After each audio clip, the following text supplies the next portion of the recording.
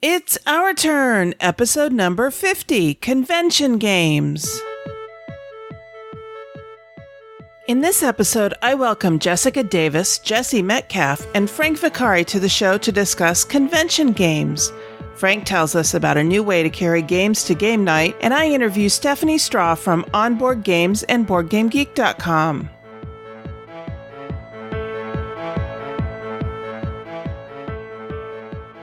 This is the Dice Tower Network, adding games to your wish list since 2005.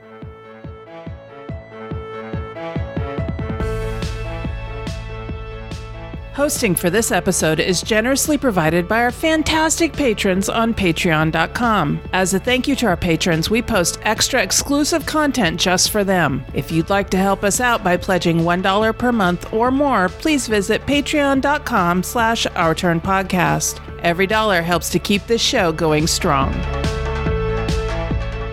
Hi, and welcome back to Our Turn. I'm Cathy Ford, and today I am joined by a new person to the podcast.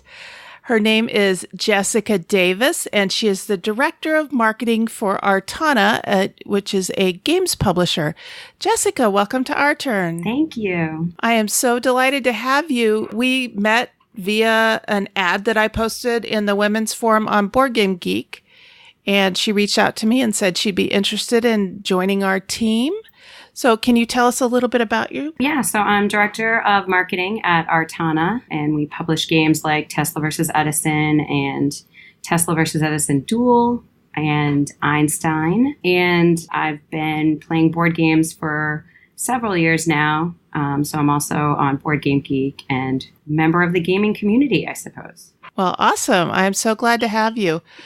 So we usually start the show out by talking about what we've been playing lately. So can you tell me what you've been up to? So I just got the chance to play Anachrony. Oh, I haven't played that one yet. It's so good. It's from Mindclash Games, and two of my close friends got Kickstarter backing of it, and they got the expansions. So they had the little exosuit miniatures that you can actually place your little workers in. It's a classic worker placement with set collection game, and it's a lot of fun. You're time traveling and collecting items, and there's definitely press your luck as you try to, place items and get rewards. And that is totally something that I love. I love to press my luck. So something I really enjoyed. What kind of a rating would you give this on our rating scale? On your rating scale, I would probably give it a 4. I think it's a really solid game. There were some rules issues that we ran into with the evacuating. You have to evacuate the planet because it's being hit by this asteroid. So you know it's coming, and then there's an evacuation process. And we thought that was kind of required, and that then was end game once you took that move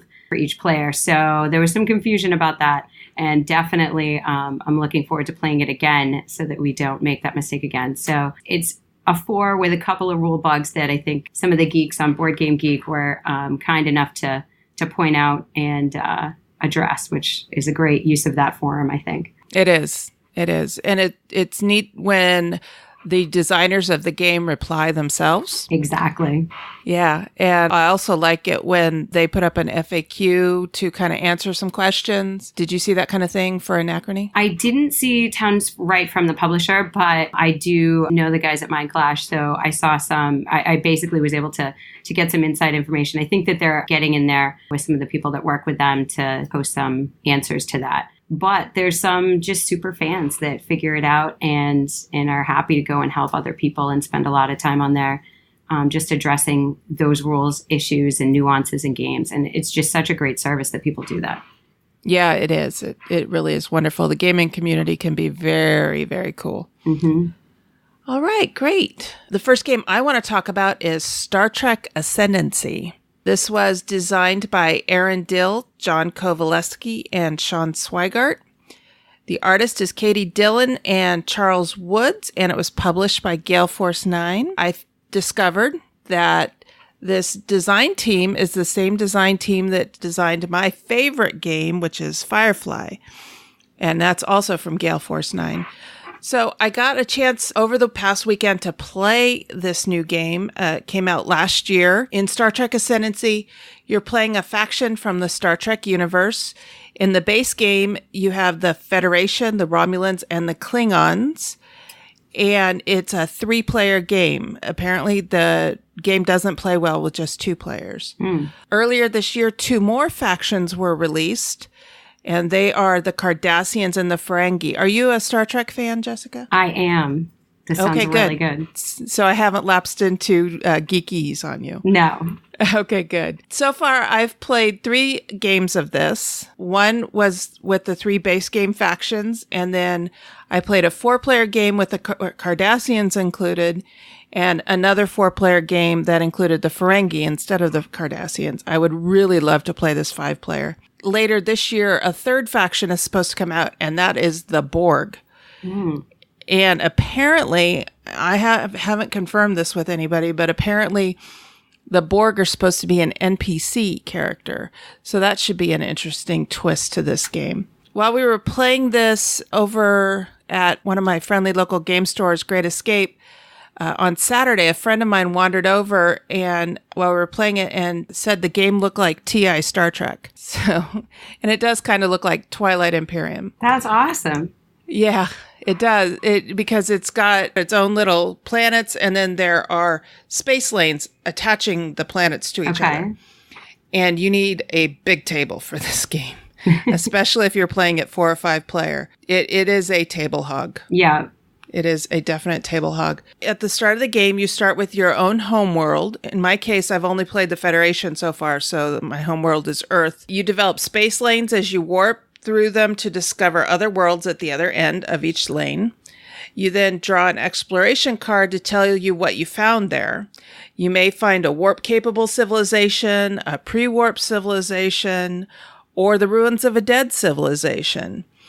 You can also find a virgin world that has nobody on it. It's all ready for colonization. You could also find different stellar phenomena like asteroid belts, neutron stars, nebula, or features like the Briar Patch or the Badlands. If you can't successfully navigate those hazards, you lose a ship. But you have multiple ships. You're managing basically Starfleet. Nice. Not just the Enterprise. And the neat thing about this is these exploration cards, they have stuff from all of the series. So from Enterprise through Voyager, they've got situations and scenarios from all of these different series. It's very cool. Very cool. The different factions have asymmetrical powers. So, for example, the Federation gets culture tokens for discovering civilizations and stellar phenomena, but they cannot invade a planet and they cannot make contact with pre-warp civilizations. The Klingons and the Romulans are not restricted in that sense. So Prime Directive applies to the Federation, but not to the others. Culture tokens are used to buy ascendancy tokens, and ascendancy tokens are what win you the game. So when you get 5 culture tokens, you can spend those to buy an ascendancy token. And you need 5 ascendancy tokens and control of your home planet in order to win the game. Another example of the asymmetrical powers is the Klingons cannot retreat or surrender a planet, but they get a culture token when they defeat 3 or more ships in battle. The Romulans are suspicious. So when you make a trade agreement with the Romulans, you're basically exchanging resources. They can't use their trade agreement on that turn. So at the end of the turn, you get your resources paid out to you, basically. And that includes any trade agreements. Except for the Romulans, with a brand new trade agreement, theirs comes in exhausted, so they have to wait until it gets refreshed at the end of the turn. But whenever they build certain types of technology that have culture tokens on them, they get an extra culture token. So that's their benefit. And then the Cardassians and the Ferengi have theirs. The Cardassians are a totalitarian regime, so they get a culture token when they successfully invade a planet. But their downside is that in order for any of the systems they control to produce anything, they have to have a ship in orbit. So they have to leave one of their ships in their fleet there. And then finally the Ferengi, they were really interesting because there are these little nodes that you put on the different planets, one for production, one for research, and one for culture. And the Ferengi can't build the culture ones, so they have to get culture a different way. At the end of the turn, each of these nodes pays you in resources. And so they can't build culture nodes. They have to spend production to buy culture tokens to buy ascendancy tokens. So it takes 5 production tokens to buy a culture token. It takes 5 culture tokens to get an ascendancy token. But they can build production nodes anywhere they want. They're not restricted like the other races are in building only what the board says you can build. Oh, okay. So they pretty much don't care. Yeah. Profit is all that matters to the Ferengi. So this is probably only the second Star Trek game that I've heard nothing but good reviews of. The other one is Star Trek Catan. Some of the others that are out there, I keep hearing getting panned, and so I don't play them. I don't like to see IPs that I enjoy made into bad games. No, that's not enjoyable for anybody. Yeah. This game it's right in my wheelhouse for long, crunchy, thematic games. It's very challenging. I give this game a 4.5 on our scale. Wow. The only reason I don't give it a full 5 is that it's not a game for everyone. Not everybody enjoys long games. Right. And this one, the box says an hour per player. Okay. And I believe it, and it may even be underselling that a little bit. We played a 4-player game, and we played for a good 6 hours. Wow. This does sound a lot like Twilight Imperium Star Trek then. That's a good long game. Yeah, it is. I don't think it will ever be as long as Twilight Imperium can be. It goes fast, though. I think we played a 13-hour game a couple weeks ago, and it did not feel that long. It felt like a Twilight Imperium? Yes, of Twilight Imperium. Yeah, it does go fast. And, you tell people, oh, I played this game for 13 hours or, because I played Mega Civilization recently, and that was almost 14 hours before we called it. We didn't even finish it. Oh, no, it's the worst when you have to call it. No. And people are, are like amazed that you can spend that long playing a game, but they really do go by quickly. It does. It's crazy. Again, this game isn't for everybody. It helps to be a Star Trek fan so that you understand who all these people are, who all these factions are. And it's also a $100 game for the base game. Mm-hmm. And the base game only plays 3, and then it's $35 for each of the expansions. The components in it are really good, except for the cards. The cards are more like the cards that you get in Terraforming Mars, which aren't that great a quality. I don't know what it is with publishers lately putting out games with lousy cards. Gale Force 9, when they put out Firefly, those are some really good quality cards that, you can shuffle over and over and over again. These, I'm going to sleeve these because I want them to stay looking nice and I want them to last. And they're not produced in a type of card that is going to last through lots of shuffling. I wonder if that's what they're thinking, is that if people are just going to sleeve cards anyway, they don't have to make it a really thick quality card if they're going to throw it in a sleeve. Well, that's the thing. I don't sleeve my games usually. I don't either. I've owned Firefly for 4 years now, put it through dozens of plays. And I'm only just now thinking about sleeving those cards. There's well over 300 or 400 cards in that game. Mm-hmm. But they're all done really, really well. Even the most recent deck edition, which came out this year, was really good quality cards. I don't know why publishers are putting out low quality cards. Anyway, like I said, I will be sleeving this game just because the art on it is good. I mean, it's wonderful thematic art on the cards. There are screen captures from different episodes.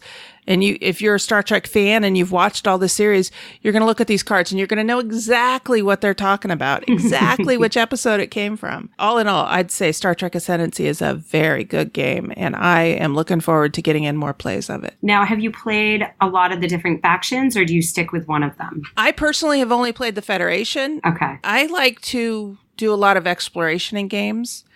So I've played the Federation in 3 different games, 2 of which had to get called because of time. It was time to go home, basically. 1 got finished, but we kind of had an unsatisfactory ending to that one because the gal that was playing the Ferengi got her 5th Ascendancy token. But when they say, hey, I got my 5th Ascendancy token, everybody else gets 1 more turn. Okay. And the other requirement is that you have to be in control of your homeworld.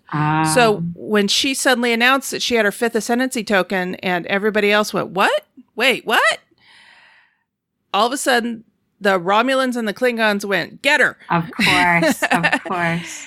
And I thought about it, but I've been playing the Federation, so I didn't develop a whole lot of weapons technology and all of that. And I did a cost-benefit analysis and realized I couldn't even make a dent in what she had. We were too evenly matched. Right. And so basically all I could do is go, yeah, okay, Romulans and Klingons, you can go through my territory to get at her. You cleared the path. Exactly. I mean, I could have stand there and went, nope, you shall not pass. But I wanted to see what would happen. And so they went after her and they wiped out her fleet and took over her homeworld. And to be quite honest, it probably would have taken another hour or so for her to win back her home planet. Right. Or for any of the rest of Somebody us to else. get more ascendancy tokens. And she had to go.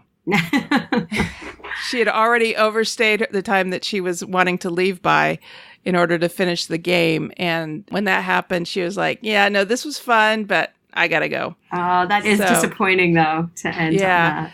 But Maggie, hi, Maggie. She played a really great game, and she deserves the win. We'll see if we can't get together with her again and do a rematch. So, but I would really like to try this game 5-player, and I'm looking forward to seeing what the Borg expansion is going to be like. Right. So what's next on your list that you've been playing lately? Let's see. I got to play Summit at a board game day about a week and a half ago. That's the game from Inside Up Games. They're a Canadian company. It's their first game. They're also going to be producing Vault Assault, which I think comes out at Essen. So yeah, Summit came out this year. The designer is Connor McGooey, and he's actually, I've heard that he is a mountain climber, a rock climber himself. So he based this game on something he has experience with. It's a tile placement game. You're going up Everest and you're placing tiles to get there. You have a selection of tiles that you draw up in your hand, that you draw up each time you lay them out. Some of them are icy. Some of them have more knots on the rope, so it takes you longer to get through them. But it's basically route building, and you're going to bases to get some food to kind of help you finish climbing to the summit. And that's where the press your luck comes in, because you're managing the fact that you have to hold on to food and things that provide you with oxygen and just gear. And that's heavy, right? Mm-hmm. So then that slows you down. So then that slows your movement. And you want to move fast. So it's definitely kind of a back and forth. In my play of the game, I decided to just press my luck and go. I thought I could make it. And I did. I got to the summit of the mountain. But then you're rolling dice after each turn that have events happen. And you get an event card, and you may get some weather conditions that are bad that impact you and cause you to lose food or to lose oxygen. And oh, no. I ran out of food. So I died at the top of the mountain after an epic 6 move. I made it through 6 tiles really, really fast. Got to the summit and then died. I think I actually made it a little bit of the way down. So I paved the way for some other people. But there's also some take that in it, because you have these karma cards, and you can play these cards and influence your place on the karma track by helping others or hurting them. So even though there's player elimination and I was out of the game about halfway through, I still had a place in the game. I could go and help other players if they needed it, and that would help me gain points by going up the karma track. Or if I just really wanted somebody to come in last, or maybe that was going to help me beat them, I could play some bad cards and just make somebody slip or change tiles on them, or bad things happen to them. There's one of the bad karma cards where you can cut the rope. Oh, no. And somebody can fall down the mountain, which just seems really mean. Yeah. So you don't want people near you either. So there's a little bit of like, don't come my way or I won't let you through. Because you have to, if they go past you, you have to let them through. Kind of like what you were saying in the Star Trek Ascendancy, like you had to let the Romulans through to go attack your friend. Like you have to let them pass. And I kind of kept saying, I don't know if I'm going to let you pass, just to kind of keep people away from my tiles. Don't come near me. So they couldn't hurt me. But yeah, so then I died. We laid my little figure over. I affected the karma. And it was still really fun watching everybody else play. And I know everybody, it's hit or miss with player elimination. People are like, I had to sit there and I couldn't do anything. But for me, I do like watching a game. So it didn't bother me watching them. And I did like still having the karma control over what was happening as best I could. So I thought it was great. Oh, so even though you were out of the game, you weren't out of the game? No, I still had that one piece. When it came around to me, I could affect the karma track if I had a card that kind of played in. But yeah, I thought it was really, really well done, a cute game. I definitely give it a rating of a 4, but you do have to be okay with player elimination. That's where it gets tricky. If people aren't okay with that, they're probably not going to enjoy the game because somebody's going to die. Okay, that makes sense. And it seems entirely thematic for trying to Mount Everest. Right? There's a lot of people up there, I hear. So it's kind of very thematic to that. A lot of people that either made it partway up or made it to the top, but didn't make it down. Unfortunately so. Yeah, and I don't think it counts to get to the top and not be able to get back down to the bottom. I don't know. I think I made it halfway. I gave myself a 50%. Okay. But I did not win for sure. But you could still foreseeably win. And there is an expansion, because if everybody else dies as well, it's whoever has the highest points. But there's also an expansion called the Yeti expansion, which we didn't play with it, but I'm really excited about it because there's a Yeti and he can come out and attack you. Of course there is. Yeah. The other cool thing about the game is it's cooperative or competitive. So you can pick. Really? Yeah. And, especially if you're trying to teach somebody a game, I feel like co-op is always a way to do it where especially if they're newer to playing games, they might kind of stress about competitive a little bit. So the cooperative is an option. And I thought that was a great intro. The people I was playing with my friend Derek, who, he's Zen Racer on Instagram for the Insta gamers out there. But and Scott and some other, or Star, I think, was playing with us too. And we're very competitive. So there wasn't really a choice for us when we were told there was an option. But definitely for other players, I think it's a good option to have both. Excellent. That sounds like a fun game. I'm going to have to keep an eye out for that. Is it only available through a Kickstarter or has it gone to retail at all? I think it's in retail now. I'm pretty sure. I mean, I know it was a Kickstarter game, but I think that Connor has that out, or at least coming to stores. Or you could always ask your distributor or your favorite local game store to ask their distributor to ask for it. And then I'm sure they'd hunt him down. Okay. All right. So that's called Summit. Yes. All right. Excellent. I got to play Great Western Trail again. And I know I talked about this a couple of episodes ago, but this game is just so meaty and there are so many interesting decisions that you have to make. And there's so much game variability that I wanted to explore it further. So we had a game day at our friendly local game store, Great Escape, the other day. And my friend Scott and his wife Jean, hi Scott and Jean, they brought Great Western Trail, and my friend Mike was also there. Hi, Mike. And we all sat down to play this game. Now, Scott and Jean and Mike all own this game, and they have played it a lot.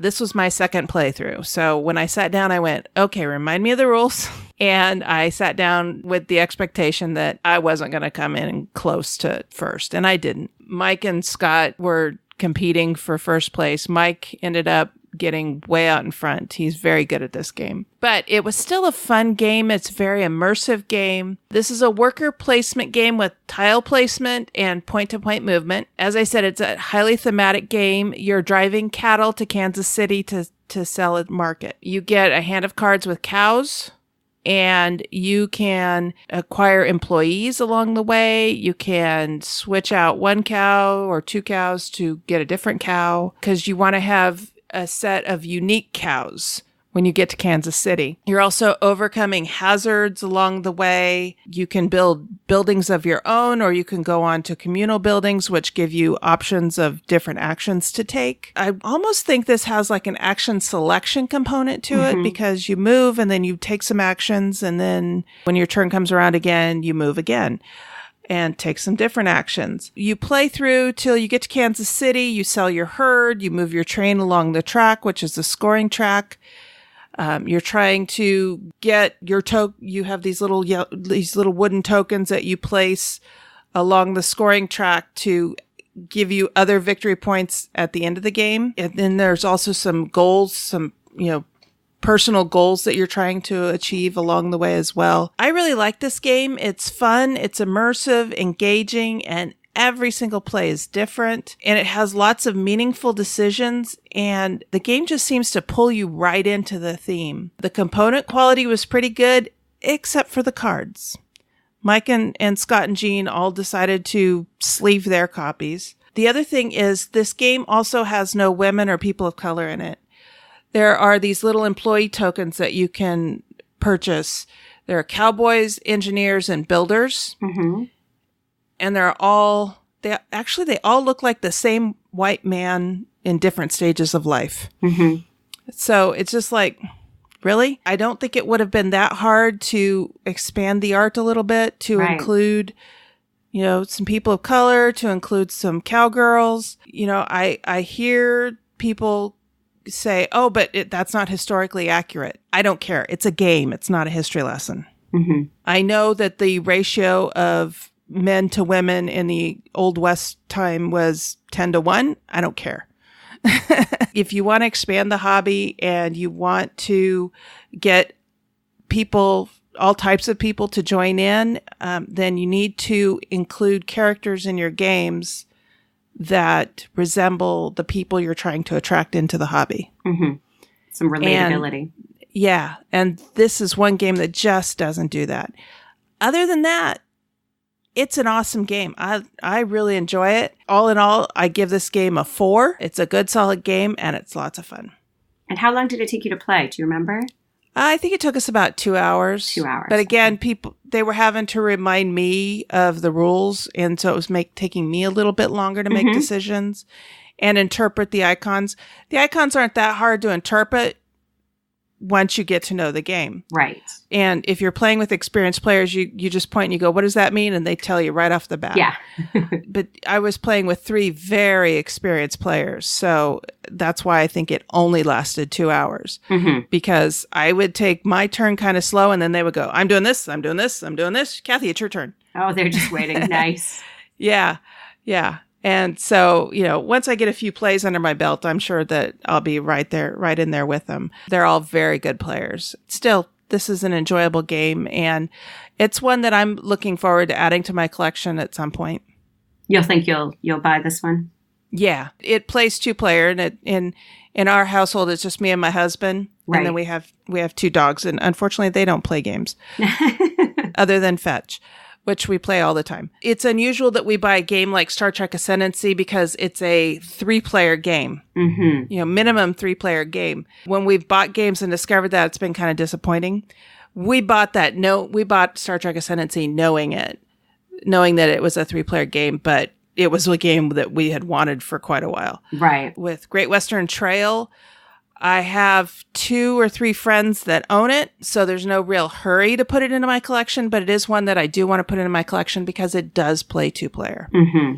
What's next on your list? Next on my list is a game I fell in love with immediately. I actually bought it before we finished the game because I liked it so much. And that hasn't happened to me in quite a while. But again, about a week and a half ago, about a board game day, and I arrived at the board game day, and my friend Scott was talking about something. I heard him say Shakespeare.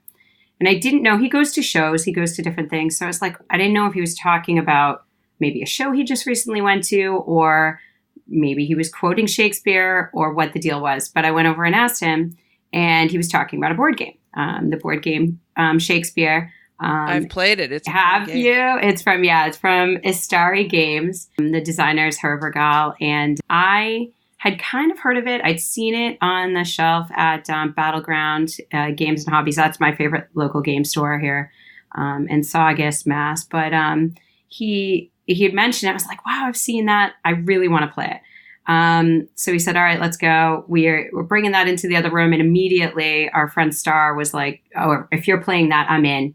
Definitely want to play that. So we went and set up the games. I think we had it on the table and it's just so gorgeous. Derek came in and saw it and was like, oh, I'm in. This is beautiful. So that is just the art in it is amazing. It's action point allowance, some auction bidding. You have your set. That's your player board. You have characters that you start with and then characters that you can pick up through a drafting kind of, you take a move and pull those workers into your band of merry men that are putting on your Shakespeare play and use them to take actions. But my favorite part was in the beginning, how you have to kind of do some bidding over how many moves you're going to take and then where that leaves you in the turn order, because the person who takes the least number of moves is going to go first. And that may be great if there's some cards out there that you want to get immediately from those available that round, or you really may want to, have as many workers as you can get to make some money or design some costumes and get them on your characters, get your set built up. So as I mentioned before, I do love Press Your Luck. So I kind of turned this into not caring about turn order and just going for as many moves as possible to see what I could get done. But I did pick up one character that I loved, and he's called the Jeweler, and he makes gold. Have you seen him when you played? I loved him. Yeah, he was a good character to have because he really augments the costumes. He does. And so because he creates things out of gold, you get gold on your costumes, gold in your set. That maybe gives you more things to pick up because you have to have him in order to pick up those pieces. Plus, they're worth a victory point at the end. And I love shiny things. That's my other if I see anything shiny, I want it. So I grabbed him in the first round, and then I just didn't care anymore who I got because I had my jeweler, and I went for those. So yeah, we had a great time playing. I was able to pay all my characters. You have to pay them in the end if you pick up these characters, and you have to make sure, if they put on a good play, they get paid, or you're going to lose some points for that. And I was successful in that. There's different tracks that you move up as well for different rewards or to avoid negative consequences. And then there's the ambiance, they call it, which is kind of like a morale track, but it's your ambiance is impacted by other characters and also by like bad set pieces. I don't know if they fall over or what the deal is, but if these bad set pieces come up, that affects your ambiance as well. Maybe they just don't look as good as the others. I don't know. But yeah, so we had, ambience issues as well. Yeah, I love the game. We hadn't even scored it, and I'd already gone and written to one of the people I know that works at my favorite local gaming store and was like, order this for me immediately and the expansion. I want it. So he took care of that. And yeah, then we finished the game, and Star and I, we thought we tied. We thought we tied with 19. I was super psyched with the tie. I thought that was awesome. And then we realized we hadn't added up the jeweler points. And I did hold on to those. So adding in my jeweler points, I did end up winning. But I actually preferred the tie better. I thought that was more fun. Ending in a tie is a little more epic. But yeah, I thought it was a great game. So now you've played as well. Yes, I've played it once, and it also went onto my list of games that I would like to get. I really enjoyed it. I grew up going to the Ashland, Oregon Shakespearean Festival. Nice. And so when this game hit the table, I was just drawn right back to sitting in the audience and watching Taming of the Shrew and Romeo and Juliet and some of those other plays, and just really enjoyed the game. I did not go and buy it right away, but it is on my list. If I see it at a flea market or come across a really good deal, it's one that's going to go into my collection. Yeah, its price point wasn't that bad either. I just picked it up. I think it was around 50 or something. It wasn't bad. Not something that would turn me away from a game that is that well done with the art and stuff. And like you said, the references. I mean, they have the bear too. I thought the bear, did you see the bear? There's like a bear card and it forces you to get first player, which was like, that's amazing. The bear. I'd forgotten about that. Yeah. But yeah, and the theme is just so immersive. It's like all throughout. It's not a game with mechanics and then a theme on top. I feel like it's well done. Right. Yeah, and you're all playing playwrights from the Shakespearean era, and you're trying to put on plays to impress Queen Elizabeth I. That's exactly right. Yeah, so yeah, that's a good game. I enjoyed it, and I am looking forward to putting that one in my collection at some point. All right, so the last game on my list today is one that I actually talked about in episode 48, and that's Onitama. Annette and I talked about abstract games in that one. And however, talking about it made me want to play it again. Have you ever played Onitama, Jessica? I haven't played that yet, no. Okay, this is a 2-player only game that's essentially a chess variant. You have 5 pawns, 4 disciples, and a master. And the object of the game is to capture your opponent's master or get your master to your opponent's master's square. Sounds simple, right? Yeah. Okay, the twist for this, though, is that at the beginning of the game, there are 5 cards dealt out, 2 to each player, and then 1 goes in the middle between you. And they're movement cards. So your options for movement are the 2 cards in front of you. You can choose one or the other and move one piece according to the patterns that are on these cards. And then you take the card that you just used and you swap it out for the one that's in the middle. So you get the one that's in the middle, and the one you just used goes in the middle. And it's open information. Your opponent can see what cards you have. You can see what cards your opponent has. Everybody knows what the card in the middle is. And you just take turns going back and forth. You play one of your 2 cards, and then you swap it out. And the cards keep cycling that way. And you just keep playing until someone wins. Either the master is captured or the master gets to the seat. I actually have not seen a victory yet where you get your master to the opposing master's seat. It's all been winning by capturing the opposing master. The cards are all, like I said, all open information. It really helps to be able to mentally visualize not only what your pawns can do with the movement cards in front of you, but also to be able to visualize what your opponent could do in response to what you do. Right. So if you move your pawn diagonally 2 spaces, what are your opponent's options to do to respond to that movement? Mm-hmm. And it really helps to be able to visualize that in your head ahead of time. I tend to be a little better at that than my husband Mark is. He's also a very good player at Onitama, though. But I tend to win this game just slightly more often than he does, because I'm a little better at figuring out placement and visualizing things like that. He says that my pack fu ability comes into play with that. I'm able to pack a freezer or a closet or something very tightly. So this is a neat game that we like to take out to dinner with us when we go out to dinner at a diner or when we go to a coffee shop or something. We pull it out and play it while we wait for our order to arrive. It's a quick game. It comes with, the board is a neoprene board, so it's made out of the same material as like mouse pads. Mm-hmm. And then the pieces are big, chunky plastic pieces. So there's really nothing that we're concerned about, if water or diet soda or something gets spilled on it, it's not going to get ruined. Right. That's great. The cards maybe, but those are about to get sleeved too. So everything in this game is really good quality. The cards are good quality. The mat is wonderful. The pieces are great. The box it comes in is unusual. It's not a standard game type box. It's kind of like an elongated cube. Yeah. And the cover wraps around the box and then seals with a magnet. And we just got in today. We just got an expansion to Onitama called Sensei's Path.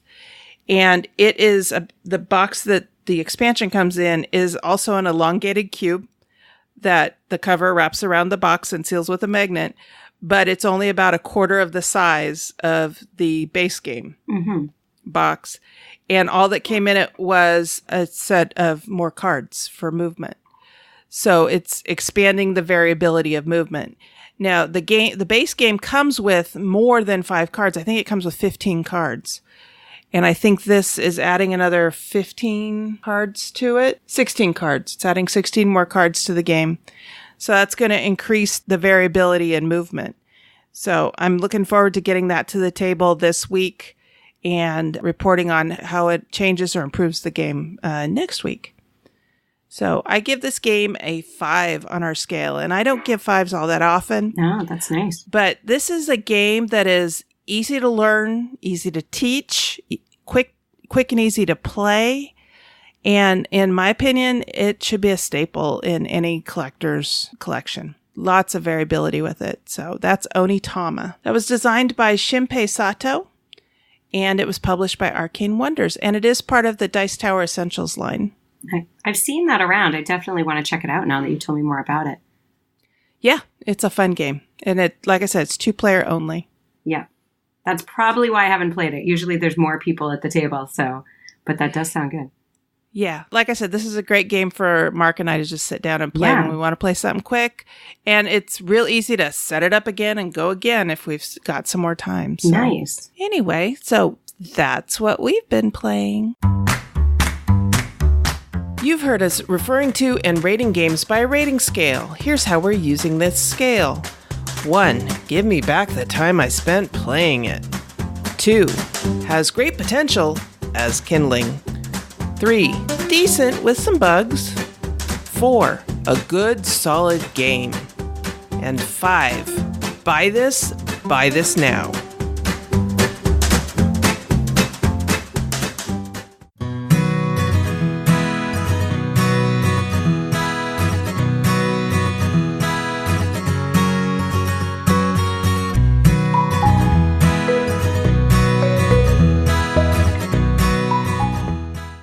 Hi, this is Frank. Normally I'm the solo board games contributor here on the Our Turn podcast, but today I'd like to talk about something other than a solo board game. For many years, I would be what you would call transportationally challenged. Now, I've lived in big cities most of my adult life, New York, San Francisco, and Los Angeles, so I never learned how to drive. In a lot of big cities with a good public transportation system and reasonably affordable cabs, it can be more of a detriment to have a car. It can be difficult and expensive to find parking, and gas stations can be few and far between. Now today I live in Sacramento, and the public transportation system isn't as good as what I'm used to, so I've had to find other ways of getting my board games to game meetups and conventions. For years, I deboxed my games by putting the smaller components into plastic bags and carrying the boards and other larger components in like a side messenger bag. Now, it was easier and lighter for me to carry multiple games this way than it was to bring the big game boxes back and forth. But I was beginning to find that some of the components were getting damaged during transport and storage rather than by regular use.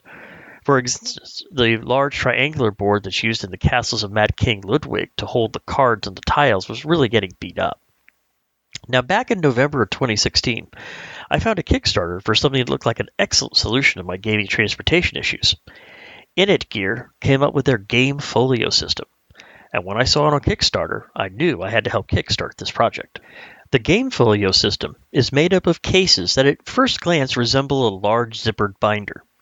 Now, each case has on one side 6 large pockets for holding zippered bags for the various game components, such as meeples, coins, and some of the smaller Puerto Rico roll cards and item cards like you'd find in Elder Sign. Now, when you order one of the cases, you get 6 clear zippered pouches that are made of a very thick plastic with very sturdy zippers. Now, the other side has several large pockets for larger cards like the room decks from Elder Sign or the Ticket to Ride cards, as well as room for game boards. There's even a clear pocket on the outside of the binder to place the rules, so you can easily tell what game is kept inside of the folder. Each case also has a handle for easy carrying. And you can transport your game components in a safe and protected binder and know what game you're picking up just by a casual glance. Now, the Game Folio system is not only just the folders and the zippered pouches, but there's also a vault bag that you can get. Now, the vault can hold up to 4 binders when they're filled with games, or several regular gaming boxes or miniature cases pretty comfortably. It also has 2 very large side pockets that can hold multiple smaller games like the Tiny Epic series, or some snacks and sodas. And it comes with a shoulder strap and handles for carrying around conventions and hotels. Now, I've used this Game Folio system for several conventions and board game meetups, and I have found it to be very easy to transport my games back and forth. If I'm looking for a game, it's easy to locate with the rulebook on the outside pocket for all to see, and the entire game, including the boards, is all in one easy case. I have found that most of the games that I like to travel with will take up one entire binder. Now, I've got a couple of binders with more than one game in it, but with the number of components, that tends to be more of the exception rather than the rule. On October 3rd of 2017, Gear launched their Kickstarter for GameFolio 2.0. Now, in the new Kickstarter, they've included cases for not only board game components, but specific cases for carrying card games, miniatures, and even RPGs. For what I've seen on the Kickstarter, they've listened to those who've purchased 1.0, like myself, and have improved on their product line. They've even included options to just get the cases for those who've already ordered a vault bag or are not interested in a vault bag. Now, the Kickstarter is scheduled to end on or around November 9th, and it has already reached its funding goal by the time of this recording. Now, on the Our Turn podcast scale, I would definitely give the GameFolio system a solid 5. If you're looking for an easy and convenient way to transport your games, I would definitely give the Gear GameFolio system a good look. Now, next time, I'll be getting back to reviewing games by taking a look at a game that's suited for the Halloween season, Arkham Horror, the card game. Now, if you'd like to get in touch with me, I can be reached in several ways. Now, I'm on Twitter at the handle @Talesian. That's Taliss as in Sam, EIAN. I also have an Instagram account with the same name where you can find pictures of the games I'm playing or where I track the adventures of Gamer Arrow.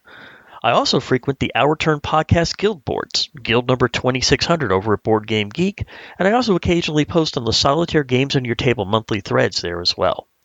And remember, even if you're alone, doesn't mean you can't get your game on. The Dice Tower Network is a proud supporter of the Jack Vassell Memorial Fund. The board gaming community is kind and generous, and this fund was created to provide financial assistance to members of the board gaming community in their time of need. To find out how you can help the fund continue to help others, please visit jackvassell.org/donate. Thank you for your support.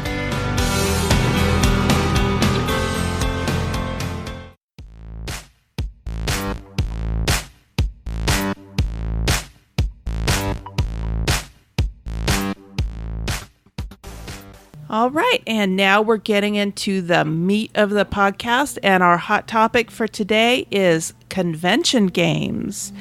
And the idea behind this topic is, what games do you look for when you're going to a convention? Are they big games? Are they games that are your favorites? Are they games that you like to play but are hard to get to the table? Or do you go looking for the new hotness? So with all that in mind, I am joined by Jessica, who has joined me as a guest host for this show, and she is continuing on with the hot topic. And then we are also joined by our solo contributor, Frank Vicari. Welcome, Frank. Welcome. How you doing? Good. And we're also joined by Jesse Metcalf, our RPG contributor. Welcome back, Jesse. Thanks. Good to be back as always. Now, Jesse, you just went to a con this last weekend.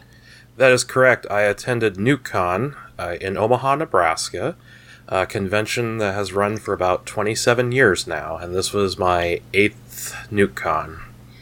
Very cool. How was it? Well, the time I was there was very good. I got to play some D&D Adventures League for 5th edition. The reason I played this year, I'm just now getting into it, is because the guest of honor at NewCon this year was Claire Hoffman. She is the assistant content manager for the D&D Adventures League. So she works with a bunch of the higher-ups at Wizards of the Coast for the D&D line, including some of the creators and authors of the current edition. And she works on the actual adventures for the Adventure League, how it's structured, what the theme's going to be. And I got the pleasure and honor to play in her self-authored game, and it's one of those games where only the author can run it, so it was really special, and I really enjoyed playing that. So that's cool. Oh, yeah. very. And then sadly I had a hotel snafu, so I had to leave NewCon early to get sleep. I had to drive back to Lincoln to my own house to actually get some rest, and that trip was 3 a.m. in the morning. Oh, wow. Yeah, it was a bad scene, but I salvaged the weekend here and did some things around town, so it wasn't all bad, but NewCon's one of my favorite conventions that I attend, and I look forward to getting back to it again next year. Hey, Jesse, speaking of RPGs at cons, I remember many years ago being part of the RPGA and doing RPGA games at cons. Have you done that before, and is there any difference between RPGA and the Adventures League? RPGA pretty much stopped around 3rd edition. Basically, it morphed into Adventures League, more or less. So, yeah, I remember the RPGA. I owned many of the 1st edition tournament modules. I've played in it in various editions. And I've been kind of hesitant to do Adventures League just because I didn't like how 4th edition organized play went. I was not happy with 4th edition organized play either. Yeah, so it's good to... I'm late to the party because they're in their 7th season already, but I really love it, and I look forward to doing more of it in the future, even though my character happens to have the dreaded death curse, which is a feature of this season. Oh. Yeah, if I die, I can't be raised. Oh, no. And that's part of the plot line for this season. Don't worry, if nothing else happens, in January it'll go away, but... yeah, it's bad. It's very interesting. I encourage people to read up on it if they're curious. Now, Jesse, I'm hearing a little music in the background there. What's going on at your house? My daughter has a band concert tomorrow. She plays the baritone, so I'd tell her to stop, but this is rather important to both her and us, so we'll just have to grin and bear it. That's fine. That's fine. Always encourage young people in what they're working hard at. A little music accompaniment while we talk. Exactly. Yep. So now, Jessica, I know that Frank and we go to the same cons. Like I said, Frank is pretty much my next door neighbor here. And so we go to a lot of the same cons, but do you attend cons? I do. So I'm in New England, and I actually just went to a small con. It's called Quarterly. It's put on by the Tabletop Gamers Alliance, and it's less than 200 people, but it's a great convention because it's kind of intimate, and you can walk around and play with different people all day and feel like you get to see everybody. So yeah, it was a good time. This was just this past Saturday. Yeah, I had never been to a tiny con before until earlier this year. Our friends over at Board Game Blitz, another podcast in the Dice Tower Network, threw a con in the Bay Area, and it was called Board Game Blitz Con. And it was an invite-only con, and they were limiting it to 50 or 55 people. And Mark and I went to that, and we had a total blast. It was amazing how much fun a 4-day con with just 55 people can be. Isn't it? Yeah, I mean, I've been to Gen Con, I've been to PAX, some of the bigger conventions, but I really like the small conventions for just sitting down and playing games with people you get to know, and you kind of stay in touch too, so it's great. And it was really neat because a lot of the people there that were attending that con were fans of both our show and Board Game Blitz. And so it was neat to meet people who were fans of our show too. Frank, and let's just go around the table. Start with Frank and then Jesse and then Jessica. What makes a good convention-specific game? Good game to play at conventions? Well, for me, I like those large games, 8, 10, 12 people. And also, that's a chance for me to bring out the games that don't normally hit the table at our regular meetups and such. I love the big, long, and involved games. Lots of people, lots of interaction. That, to me, brings it in, because you get a chance to socialize a little, too, and meet people. And, like I said, play games you don't normally get a chance to play. Okay. Jesse? I've seen anything and everything run at NewCon and other area conventions. It's really hard to say, well, this makes a better convention game than others. The things I kind of look for as a player are things I don't get to play very often. Big games, where you can find enough people to sit down and play a massive game that can take 8 or more people. And if I'm running or organizing a game, it has to be something I'm familiar with and has like the perfect balance of weight and teachability. So that's kind of what I look for on the other side of the table. Okay. And Jessica? Yeah, I mean, those are all good things to play at a convention. I think I play so much that I kind of am cult of the new. I want to play the newest things, what people have, maybe stuff that they backed on Kickstarter and they just got in and they're going to bring to the convention. Or if it's a bigger convention like Gen Con, whatever was the hot thing, just trying to get to the table as quickly as possible. But then being able to play those big games that you're going to find other people willing to play, like Twilight Imperium for 10 hours or 13 hours or just overnight, that's always a good time. Yeah, I actually wanted to get in a game of Twilight Imperium. I'd heard so much about it. I'd seen it on the store shelves, but I'd never had a chance to play it. And I mentioned that to my friend Dave Mitchell. Hi, Dave. And he said that he had a copy of Twilight Imperium and he had wanted to play it, but he's not real good at teaching games. That's his words, not mine. He said he would loan me his copy with all the expansions if I would learn it and run it at one of our local cons and teach it to him. And so I found a good series on YouTube about how to play the game, and I watched it, and then I rewatched it the night before the con, and I showed up with his game, and we sat down with, I think there were 4 or 5 of us, and only one person had ever played it before.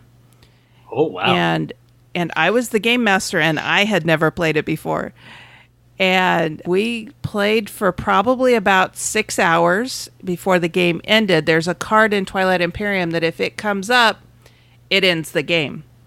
And it happened that card came up at random after about 6 hours and ended the game. And I thought that was just long enough for a good first game for so many of us. So it was a lot of fun. I would love to play it again.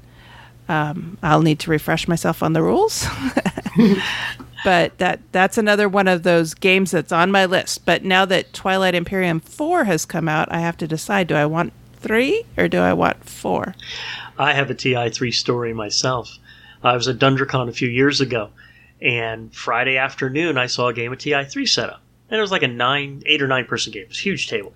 And so I sat there watching for a little bit, went to my own stuff, checked back late Friday night. They were still going strong. Went to bed. Saturday afternoon, they were still going strong. I think they ended up sometime like close to Saturday evening at dinner time. Oh, wow. And I don't think they slept. Oh, wow. That's intense. What I like to see at cons and play at cons and even run at cons are the meatier, chunkier games that I have trouble getting to the table at our regular meetups because they take so long. For me to get in, to get a Firefly fix, I either have to host something at my house where I say, if you come over here, you're playing Firefly. That's what we're playing today. Or I have to put it on the schedule at a con and run it at a con. And I don't mind doing that because I'm able to get in this game that I love playing so much. But that is a lot of what I look for. I also go and look for the new hotness. That's how I fell in love with Mechs versus Minions. I saw it being played at a con. I watched the game be played. I realized it had elements like programming that I really loved. It had awesome components. And it came with a box organizer already as part of it. And I saw that one of the vendors in the vendor room had 2 copies available, and I went over and said, I will buy your copy. And he said, I already sold the one I brought today, so I will bring you another one tomorrow. So that's how I was able to get that game. Yeah, the longer games, the games that play more people, or the games that, like I said, just are hard to get to the table. I've run Robo Rally, I've run Zombicide, I've run Firefly. The new game that I'm looking forward to, I think I'm going to try and run at Conquest Avalon in November is Star Trek Ascendancy, which I talked about earlier in the show. One of my friends at Game Day this weekend called it TI Star Trek. So, and it kind of looks like Twilight Imperium a little bit. Same general board assembly. You kind of build the board as you go rather than putting out random planets and places. But it says an hour per player, and right now our game can play 5 people. So it's going to be a long game. Sounds like a good afternoon at a con. Absolutely. Yes, it does. Absolutely. So, Jessica, what are some of your favorite games to either play or run at conventions? Well, so recently it kind of covers the hotness. Meeple Circus. It's a dexterity press your luck game, but it's brand new. It's actually being released at Essen by Madigo Publishing. So that's been pretty popular. It's pretty easy to get people to sit down and play that game because it's hard to find and to get. But also being a dexterity game and the fact that it holds up to 5 players. Because I feel like that seems to be a magic number. When you only have up to 4, there's always somebody left out. So I feel like that 5 players, for whatever reason, tends to be a magic number at cons. And Meeple Circus does fulfill that. And it's great really at any player count, being a dexterity game. You're just using these fabulous meeples to build your circus, and there's some drafting involved as you select cards to get more meeples to build with and to add onto your circus, and then to get some goals that are specific to your circus to earn more points.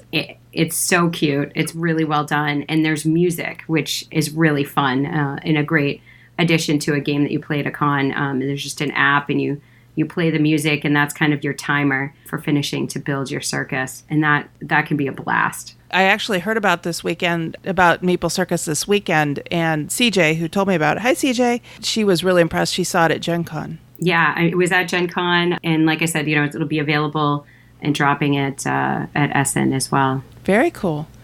And Frank, what about you? Well, one of my favorite games that I love to play and run at cons would be Outpost. It was originally published in 91 by Tim Jim Games and then republished in 2011 by Stronghold. Outpost is a game where you're running a corporation and you discover this moon that is full of mineral resources. And your job is to try to mine those mineral resources, take them back home, sell them for the most profit, and then use that money to build up your outpost. The goal of the game is to get victory points, and whoever gets the most victory points wins. But I love playing this game at conventions because there's this tension as the game gets going. It's an auction-based game primarily, so there is a lot of interaction, and there could be not necessarily direct take that, but it's like, I'm going to do my best to get that thing because you want it, and if I can get it and still manage to complete my goals, then I'm scoring even more points. So there's that mechanism in there that kind of keeps a little tension going. And I've played this game with as many as 9 people. And there's the back and forth as the bidding gets going, especially mid to late game, really just draws people in. Yeah, it does. And the other kind of interesting component I find about Outpost is that you have this handful of money cards, but you have to make exact change. There is no change in this game. If you bid 36, you pay 36 or you pay over 36. Yep. Yeah. There was another game that came out by the same designer called The Scepter Zervindor, which is more of a fantasy version of this game, and they actually did include change. But I prefer this one just actually for that fact. It kind of keeps you on your toes. You know, with the varied hand cards that you get, because there can be all different denominations, it really forces you to make that decision. You know, do I want to push this bid up and really make sure I get this item, or am I just going to have to let it go and then go into plan B and find another way to meet my goals? Jesse and Jessica, have either of you played Outpost? I haven't. Sounds good, though. I have not either. Okay. Yeah, it's a fun game. For a while, when I was first learning it, every time it came out, I was like, oh, not this game. I'm going to lose again. But now I've actually won twice out of probably the dozen or so times that I've played it. And I think I'm starting to get the hang of it. In our group, we have a kind of a joking nickname for it. We call it math, because you need to make sure your phone is well charged because you're going to need your calculator. Absolutely. Yeah. You see people pulling out their batteries when we pull out Outpost. Yeah, you end up getting, as you sell the resources that you mine from this moon, you'll get all different varied cards, anywhere from like 1 to 5 to like 20s to 30s to 16 to an 8 to a 14, and that's your hand that you have to make the bids on. And as mentioned before, there's no change, so there's this tension there where you're trying to play it through, and I love it. It's a very delicious tension. Yes, absolutely. Jesse, what's your one of your favorite games to play at cons? Well, at conventions, aside from board games, I also like to see the tabletop miniature stuff played because it has such a really cool table presence. But for me, if it's going to be something I play, I want to play one of my favorite old school tabletop pseudo minis game, and that is Car Wars by Steve Jackson Games, first published in 1981. Car Wars is really fun, and I'll get to the math in a second, because when you said math on Outpost, I'm like, yeah, this is a mathy game too, but in a very different way. Mm-hmm. Basic premise is you're driving a car and you're blowing up everybody else's cars. That's it. Something we all dream of doing on the freeway. Yes. For you folks who live in California, I can only imagine. I've driven in that traffic, and it's like, wow, I've never seen things move so slowly on a freeway. So every now and then Mark will go, all right, fire torpedoes. And I went, they haven't installed the torpedoes yet. And he goes, what? What do you mean they haven't installed the torpedoes yet? Yeah. So this is a good, safe, more wholesome way to get out your road rage. The reason I wanted to mention it also is because let's see, when were they founded? In 1985, the New Omaha Vehicular Association, or NOVA, was one of the clubs for Car Wars, and they are still around. And they have been running games at NewCon off and on pretty much through the whole history of it. And they were there again this year. They run two types of tournaments. One is a standard tournament where you pick a division number, like Division 20, which means the budget for your car is $20,000 or less. And everyone either picks a stock car or submits a build for a car. And building cars is one of the things I love. It is a spreadsheet, a fun fest if you love graph paper or Excel. And as a kid, I loved it because I excelled at math. I enjoyed it. So this is one of those outlets for it. And then you drive around in a tournament or like an arena or city streets, and you just go at it. The other type of tournament, which is one of the few I got to play in, was a specialty thing. In this case, we got $1 million budget. We can buy anything we want, including military vehicles. And it was everybody on one side. On the other side was the organizer and kaiju, so we won't use a trademark name for it, but yeah, giant Tyrannosaur-esque lizard that breathes radioactive fire, and it was destroying Omaha, so we had to fight it, and it was just like, oh my goodness, tank guns and heavy rockets and things that should have no place in a Car Wars arena, just wailing on this thing for hours on end, and oh wow, we got down to half hit points when we stopped at 4-hour mark, and so we just decided whoever did the most damage to it was the winner, and he had been keeping track. So those sorts of silly tournaments kind of break up the monotony of just doing division whatevers. So it's a lot of fun. It's old and it shows a little bit of its age, but it's still a heap of fun. I highly recommend it. Car Wars. I've heard good things about it. I've never had a chance to play. Both my ex-husband and my husband speak highly of it. So if I see it at a con, I'm going to sign up for it, I think. Yeah. I've played Car Wars before, too. One thing I like about it is the tagline, "Drive offensively. The life you save may be your own." Yeah. And if that doesn't work, then get a Gold Cross membership, because in Car Wars universe they have perfected cloning and you can't download your brain. So so either do well or pay well. Yeah. Now, I've played this several times at cons before, many years ago, and it was always a blast. Whether you're doing divisions, I used to do a lot of the low-end division stuff, but I always enjoyed it when I could sit down and play this game. Cool. Excellent. Jessica, what's another one that you look forward to? Well, it's probably one I think it's one I'll bring out at conventions in the future, is one I just played at the small convention I was at last weekend, and that's El Grande. Marcus Muller, the president of Artana, actually introduced me to it. He told me it was like one of the best games ever made, so I had high expectations, but it really was a very tight, well-done aerial control kind of auction bidding game. It's an older game. It's from Rio Grande Games, and it was published back in 1995. So it's been around quite a while. There's tons of expansions. I think there's an anniversary edition that they did as well with everything in it. But it was really well done with just deciding where you were going to place your cubes on the map, and you have your El Grande cube to mark your home territory that gives you extra points if you're leading in that area. But there's also this Castillo that you can hide your little cubes in, and people don't know what's in there. And it was just anticipating everybody's move, getting everybody at the convention. You know, like you're in this big room, there's a lot going on. It's hard to keep people's attention, but everybody was really focused on this game. And like there's some surprise elements when you pull up the Castillo and maybe you counted wrong or you thought that you were winning in there and you're not. You know, so there was kind of that, like if you're at a con and you're by the player tables, you might hear somebody over at a table going, oh, or making loud noises. You're kind of interested in that game. That was this game on Saturday as we were all like joking around and having fun with it. So a game like that that'll really draw people in, or you can have a blast while you're playing it, I think makes a really good convention game. Plus, again, it goes up to 5 players, and it was actually great at 5. I think it's actually probably best at 5 players. I've had the chance to play this a couple of times, too, and I definitely agree with you. This is definitely a game that at 4 or 5 people, it really shines.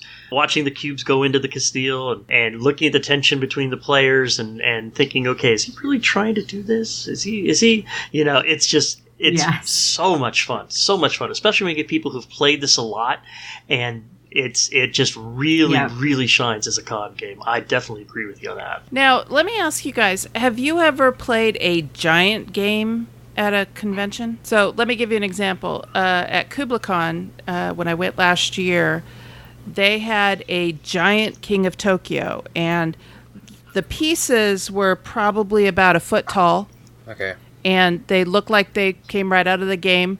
The dice were probably about 6 inches cubed because they're D6s, but they look like they came right out of the game. The board was much bigger than a regular playing board. And it was just so much fun to sit around and just chuck these huge dice, move these huge pieces.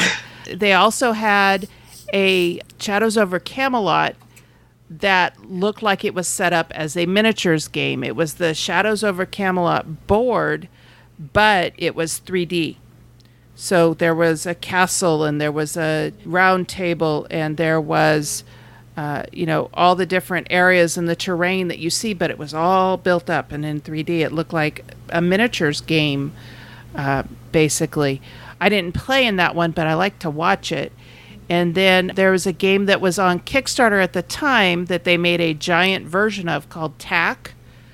And that's an abstract game, but they were playing with these pieces that were 6 inches across. I think in the normal TAC game, they're smaller pieces. They're, like the size of checkers. So have any of you played in any games like that? I've seen a large version of Settlers of Catan. The hexes themselves were maybe about 1.5 feet, and it was mostly made out of felt, but they had standing trees that would go on it, and as you build cities and roads, they would actually put 3D cities and roads on there. So I've seen that. I didn't get a chance to play in it, but I have seen that. I have seen an oversized version of Takenoko. I think it was probably about 3 up or 4 up. And that looks really beautiful on a table because exact same quality of pieces and colors and everything, just enlarged. And then in the kids section of NewCon one year, I saw a giant oversized Jenga that was about person-sized when the tower was constructed. So never got to play either of them, but they look cool. I don't know. The Jenga sounds kind of dangerous, especially in a kids area. That could topple over. Especially the way I play, it falls. I'm wondering what kind of wood they use. If it was balsa, that would be okay, but yeah, right. But a regular 2x4 it's a little lighter, a little dangerous. Yeah. Now I could. Yeah. I don't know. I haven't played any of the really large games. I've seen many of the ones that you've mentioned. I think you can actually buy the Takenoko large version, like if you want it. And there's a King Domino version that you can buy. It's like available for sale. Unfortunately, the huge version of Rhino Hero is not for sale here in the United States. I guess it is in Japan, but they can't sell it here because people would stand dangerously or precariously on chairs, and I kind of don't agree with that. I think I should be allowed to die playing Rhino Hero if that's how I choose to die. I've heard of giant versions of Robo Rally, which is one of my favorite games of all time. I would love to play in a giant version of that. I also heard of a giant version of Suro. which I thought was kind of interesting, but I haven't seen it yet, so I keep looking for it. What about RPGs? Jesse, you're our RPG reporter. Do you play in role-playing games at conventions? Yes. I will say, I don't know. I'm kind of happy and sad that organized play has become a thing. Happy because if you're looking to play a D&D 5th edition game or a Pathfinder game or now Starfinder, which is their in space version, you can find a game no problem. The downside is that kind of squeezes out a lot of other games in the space, like Pathfinder Adventures or D&D Adventures League. You'll see 6, 7, 8 tables running simultaneously, and they always have an epic event, usually Saturday night, where there's like 50 or 30 people playing all the same scenario, like defending a city or taking on a rift, and that looks really cool. But the downside is the smaller stuff, like I said, kind of gets edged out. So you see one-shots, people still play them, but then they don't gain long-term experience like they do with an organized play game, so nothing carries over, and I think that's part of the appeal. Now, kind of mesh the two topics together, I ran a few years ago a Marvel Heroic game while that was around. Margaret Weiss Productions made that. So I broke out all of my hero clicks, and I converted over the Breeder Bomb scenario from the very old Marvel role-playing game, and I brought out my hero clicks, so I had the X-Men playing, and they were fighting Sentinel, so they had these giant oversized Sentinel clicks, so I had all this stuff laid on the table, the combats around, and then people kept stopping to watch this thing, kind of like an oversized board game. It's like, what is going on here? If they see hero clicks, they're usually thinking there's a tournament, but there's like 8 people sitting at this table fighting giant Sentinels and stuff, so that's the kind of thing that appeals to me for role-playing games. Like, is it quirky? Do you have a hook? Is it fun? Because you only get about 4 hours to pitch your game and run it and have a good time. So you want something memorable. Giant Minis really helps with that, it seems. But beyond that, if I look for role-playing games, I'll probably be playing more Adventure League now that I've gotten into it and enjoy it. And then I wish, some of the other hot games, like the Star Wars role-playing game has been out for years now, and it's a really good game, but I never see it run on cons, and that makes me sad. I try to run it at my local cons here in Lincoln when I can, but I wish some of those would be given more space and more freedom to run, I guess. That's my criticism of organized play, and of course, Pathfinder and D&D are so big and popular, it's really hard to compete with that. Sure. I know a friend of mine, Doc Cross. Hi, Doc. He likes to run some of the other role-playing games like Paranoia and Toon. And I've run Dread at a con a couple of times. I've seen Firefly run as a one-off. I haven't run it personally. I have my own Firefly game, but I haven't played it at a con yet. Frank, how about you? Do you go and play the RPGs? I used to run RPGs at cons a lot. That was my mainstay of getting my free convention pass, was running RPGs. Mm-hmm. The con that I go to and did that all the time, DungeonCon, they actually was set up really nice. They actually gave us like 2 whole floors of the hotel, private rooms, kicked everybody out of those rooms, set up a table and 8 chairs, and they would schedule times like 8, 10, 12-hour blocks to run a game. And I would run a mid or high level 2nd edition or 3.5 D&D game.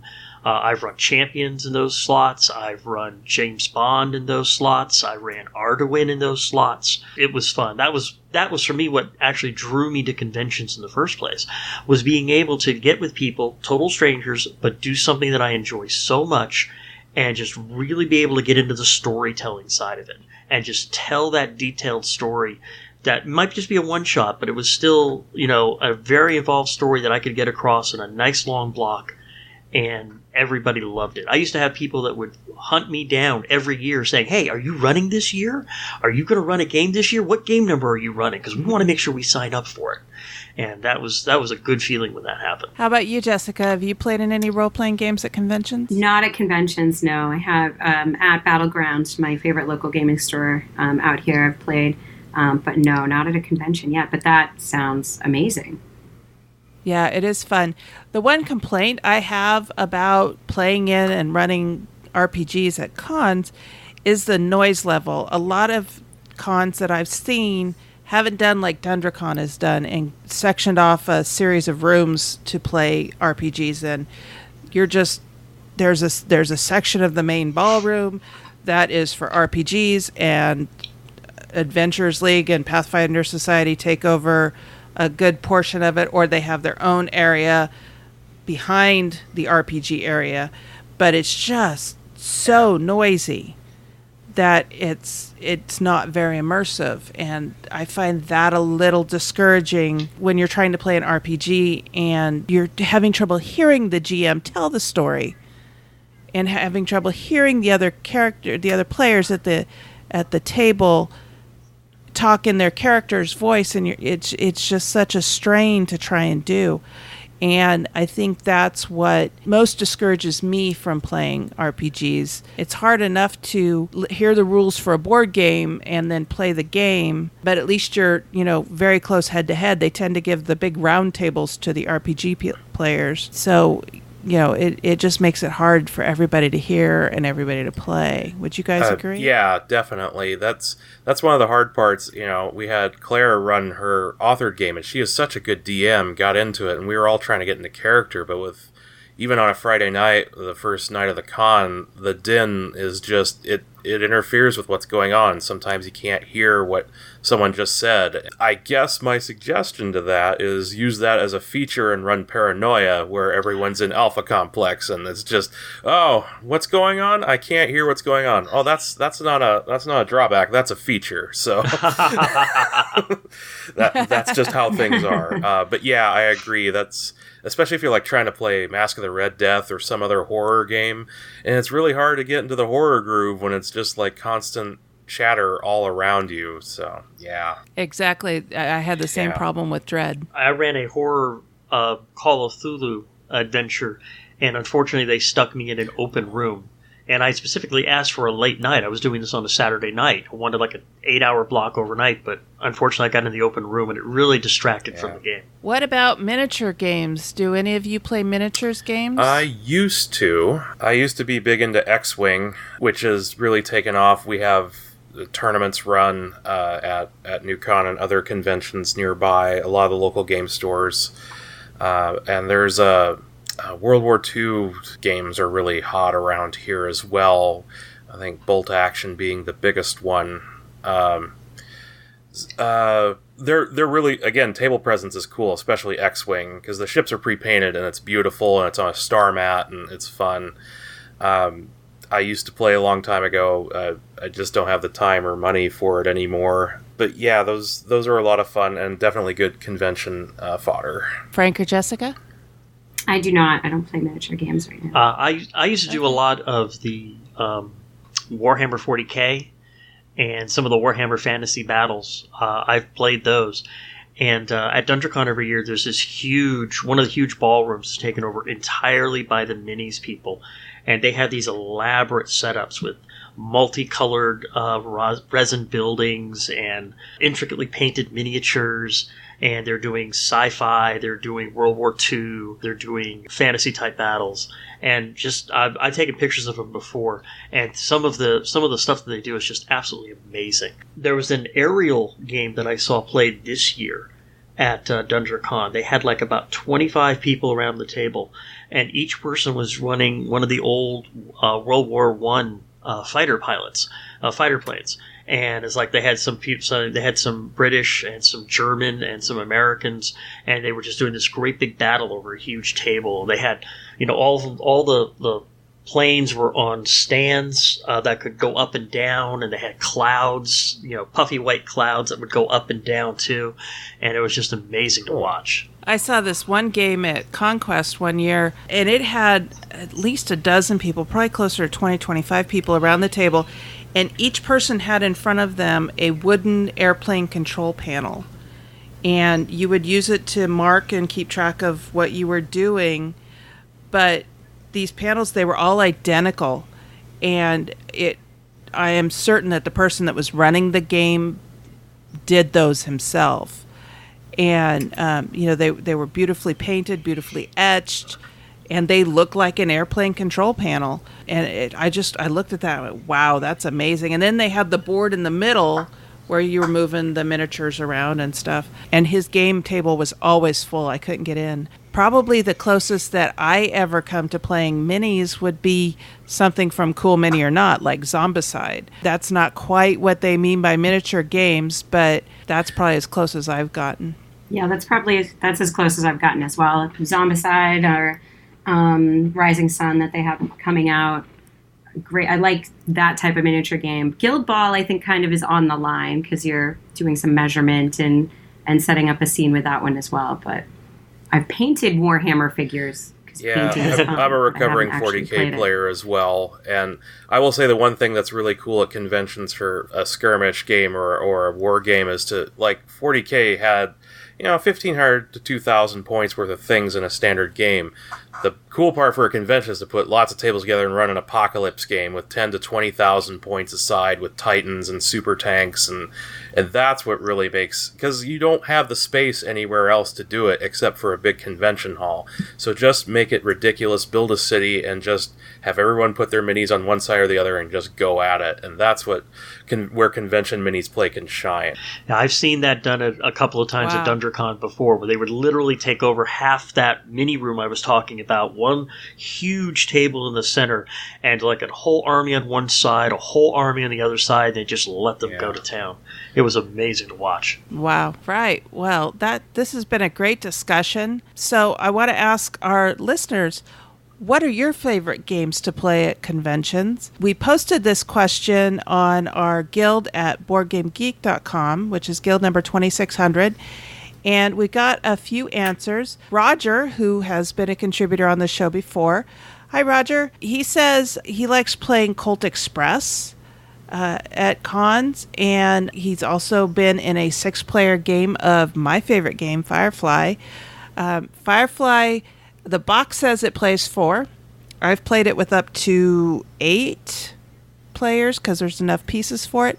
Makes it a long game because with Firefly there's a lot of downtime between your turns. But it is a very good con game. Roger also says he gets into anything that sounds interesting, whether he knows it or not. If he's running games, he's playing games that he knows well because he has to explain them. And then he also likes games that benefit from a larger group or that have significant visual appeal. Stephanie says new games that her group doesn't have are what she looks for at conventions, and also longer games. Jesse posted on this one and said RPGs because you rarely get to play in RPGs instead of GM RPGs, and new games to see if you want to get them for your group, and old favorites. Those are all great answers. And then my husband Mark said, in addition to longer games, I like to save some time to look around for new and interesting games. That's how he discovered Leaving Earth, which is designed by our friend Joe Fatula. Hi, Joe. So, and then we also asked, what makes a game good for a convention? And we got a couple of answers there. Richard, hi Richard, said if you're talking about a game that is featured at a convention like a giant-sized King of Tokyo and Jenga sets, then simple rules and relatively quick gameplay are key. You want as many convention goers to experience these games as possible, so they can't be mega civilization long. Which, if you remember from my review, I think last time we spent about 13 to 14 hours playing Mega Civ. Although that's a great convention game. Absolutely. I've done the Avalon Hill Advanced Civilization several times at cons before, too. 7 or 8 people around the board, a good way to knock out 10, 12, 14 hours. Yeah, absolutely. Richard continues saying, on the flip side, if it's what I like to get played at conventions, I like to play my favorite games at conventions. It allows me to meet new people and not to have to stress about getting the rules right. I also like to play one longer game. For the past 2 years that I've been GMing at Conquest Avalon, I've hosted Dominant Species on Saturday afternoon, and it's been great. I'm hoping to run a game of Rune Wars at Avalon this year in November. And Roger responded with, "Ooh, you've just given me a really terrible idea. Live action Colt Express, where people are moving around a train as the cards get played." That sounds like fun. Roger, I'm in. Count me in. Where can we meet? I know Roger lives in the UK. Can we get you over here, or can we figure out a way to get us over there? Because that sounds like maybe fun. Playing that at the California State Railroad Museum. That would be fun. That would be fun. That's here in Sacramento. Another one I've heard, I mentioned Giant Size Robo Rally earlier. I've heard of Life Size Robo Rally, and you actually play that in teams. One person is the robot, and one person is the programmer. And that just sounds like it could be a ton of hilarity to me. Oh, yeah. Jesse and Jessica, have either of you played Robo Rally before? I have not. A long time ago, when it first came out, a friend owned a set and we played several games of it. I haven't played since, but it was a lot of fun. I like programming games. Yeah. It's in my top 5 of all-time favorites. One game that I am planning to run at Conquest Avalon in November, I hope, is Star Trek Ascendancy. We just got this game. It's been a lot of fun. It is one of those longer games, and it says an hour per player, and we can do up to 5 players, so that should make for some interesting conflict and get one of those great big round tables to play on. I think that'll be fun. All right, anything else, anybody? No. I just wanted to mention a couple of trends that I've seen in conventions of late really quickly. One is video games. People bringing like old school consoles. That's become popular to set up a room to do that. At NukeCon for the past few years and several other cons around here, someone's run Artemis Bridge Simulator. I don't know if you're familiar with that, but if you love Star Trek, you will love Artemis because it's basically the same thing. Everyone sits at a console and takes up a part of the ship. So you have a captain, comms officer, helm, navigator, weapons, and it's a heap of fun. Oh, They wow. project the main screen on a big screen with a projector, and everyone has their own laptop running their own station. So if you see Artemis run at a local convention, jump in and play it. It doesn't take long. You can run a scenario as long as you want. So that's fun. The other thing is I've seen a couple local conventions around here, and I'm sure it's elsewhere, starting to run their own escape rooms using convention space. So those are 2 little trends that seem to be gaining some steam at least in this neck of the woods. Probably nationwide, I imagine. That's a great idea. I've seen Artemis Bridge Simulator run before. It didn't get a chance to get into it, but it looked absolutely amazing. Being a Star Trek nerd myself, it's definitely something that if I get a chance to do it, I'm going to be trying to remember to start bringing my laptop with me now to cons. But that's it for me. Excellent. Well, I think this has been a great discussion. I look forward to having more discussion about it on BoardGameGeek.com and Guild 2600. Or you can also comment on Facebook if Board Game Geek Guild is not your thing. Just go to facebook.com/OurTurnPodcast. And of course, you can always chat me up about it on Twitter. I'm at Our Turn Podcast on there as well. Thanks for joining me, everybody. This has been a great discussion. Agreed. Thanks. Thank you very much. Thank you.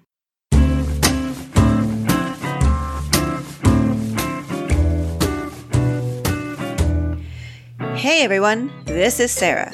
If you're curious on how you can support the show, here are some ideas. If you'd like to support us financially, you can support us through Patreon at www.patreon.com/OurTurnPodcast. We've switched from pay per episode to pay per month. We also have a donation button on the site for anyone wanting to do a one-time donation. We have a lot of plans to improve our audio and expand the content we provide, but we need help to do so. However, we totally understand that not everyone has the funds to support us. Thankfully, there are many non-monetary and important ways to help us. Tell a friend about the show. Really, one of the best ways to support us is to spread the word to people you know. Commenting on our posts, either on the website, Facebook, Twitter, or the Board Game Geek Guild, are very helpful for us to know what listeners think and want from our show. If you think of anyone you'd like us to interview, please let us know. We'd also appreciate any shares of our posts on social media. Take pics of you playing games and post them to any of our social media avenues. We'd love to know what you're playing and maybe take a look at playing those games too. Please call our voicemail number at 916 426-2873 and leave a message or a show intro or promo. For example, you could say, "This is Sarah and it's our turn," or "This is Sarah and you're listening to Our Turn Women on Gaming." Of course, replace Sarah with your name. So there's many ways to support us, and we'd appreciate any and all of them. Thanks for listening.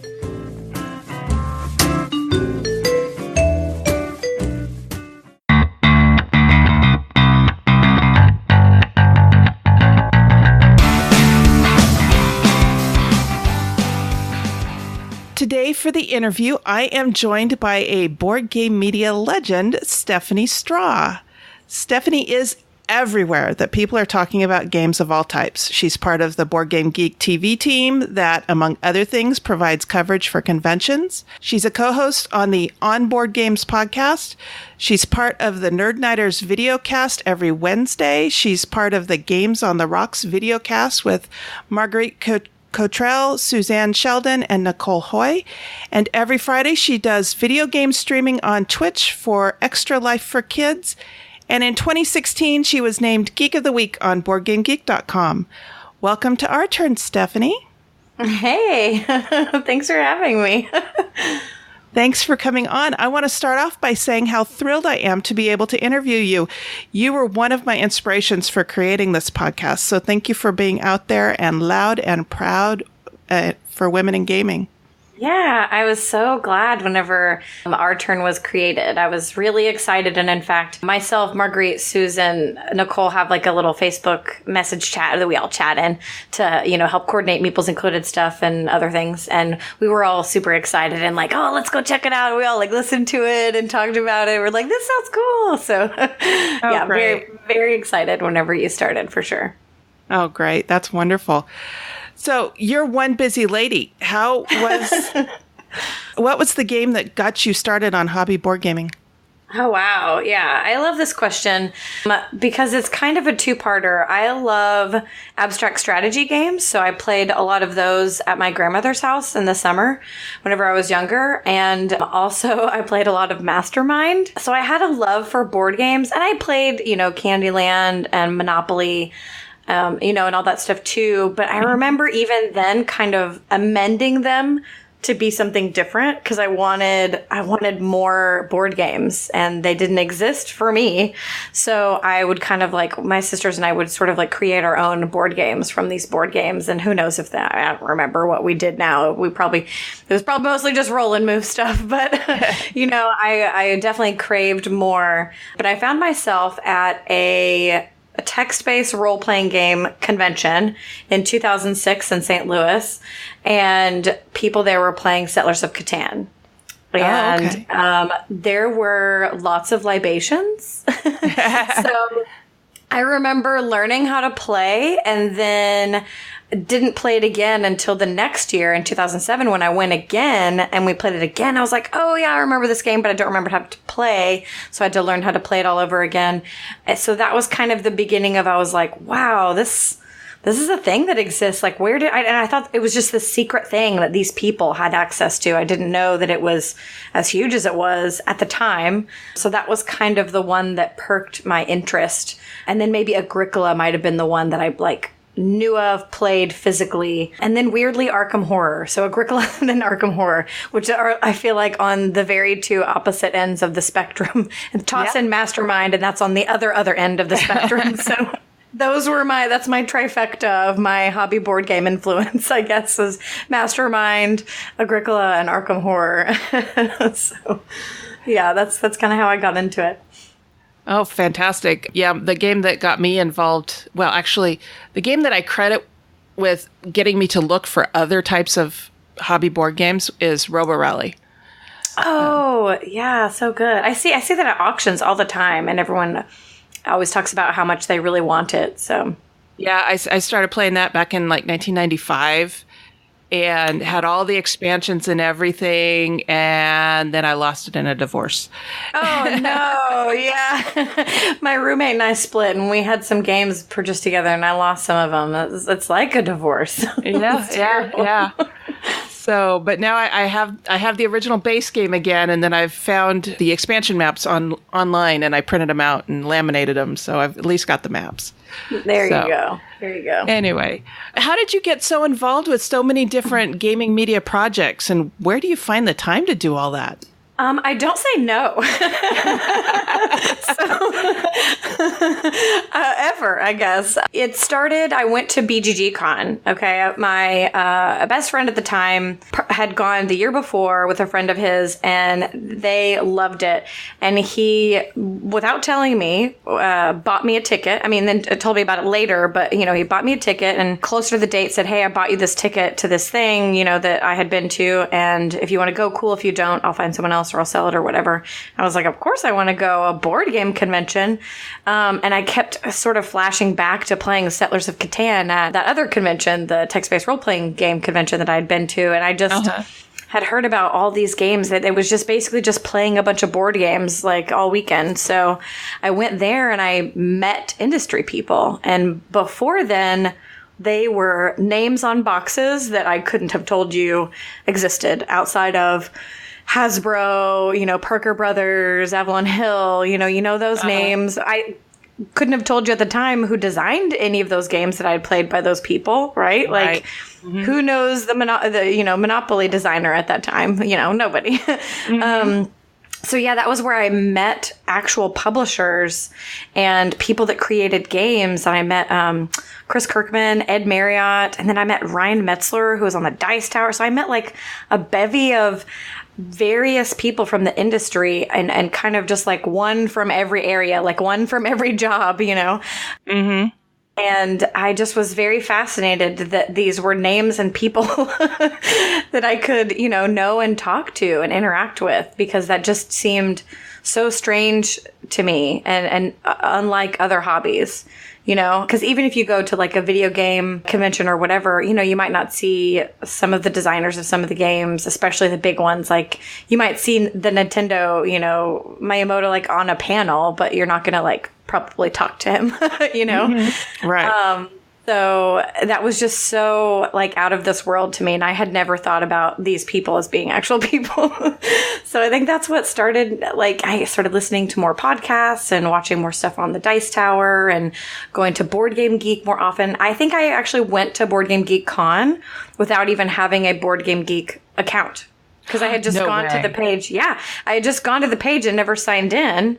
Because, I'm too shy to post on forums sometimes and put myself out there like that, which I know sounds funny now, but I think I didn't create one until after. You could look at the creation date, I'm sure, if I looked it up. But yeah, so I didn't even have an account and I went there.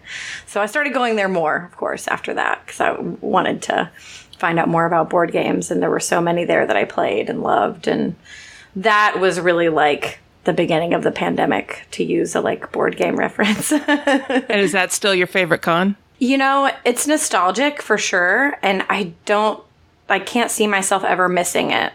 Whereas I could see myself not going to some of the others. So I think in that regard, I think if it hits several points, I think it has to be my favorite con, probably. Yeah. Okay. Do you have a regular gaming group where you go to play? Oh man, I have so many friends here that play board games. I have, since I really got into board games and a little bit before then, the community here, like the geek community in Little Rock and Arkansas and Central Arkansas has been really important to me. So it's something that I've tried to personally nurture. I'm a moderator of the Central Arkansas Geek Club on Facebook. We kind of started on meetup.com and sort of moved over to there. And there are many, many, many board game groups now. There's a Tuesday thing at the library, and I host a couple of local game nights at different breweries and like pizza places and stuff like that. I host an adult game night at our friendly local game store where you can BYOB, and that's kind of cool because it's kind of like a mini sleepover, but not really, because we get to stay until 2 a.m., which normally the store closes at 10 on a Saturday. Oh. So okay. Yeah, so we get to stay like a lot later. So that's, I don't know, it's just kind of neat to be at a place of business when they're not really open. Yeah, our friendly local game store will do that sometimes too. Let us stay after closing as long as one of the employees stays. Yeah, for sure. So, so I stay and I close the store down at 2 a.m. So we have that. And then I get together with some local friends. I play test a lot of games for different publishers and just as a favor to some designers. So I have kind of a regular group that a couple groups, depending on what the game is. I have like specific groups that I know that, I've got this game that's in development, can you play it with me? So I have kind of my own little separate prototyping groups and stuff like that. I don't know. There's certain people that I want to play certain games with. Not that they're all not lovely and fabulous, but some people I just really enjoy playing party games with. And then some people I really, really enjoy playing like heavy strategy games with. And some people I really enjoy playing like hidden movement games with because they're so good and I want to catch them, So I kind of have, depending on what games I want to play, I have kind of different groups of people.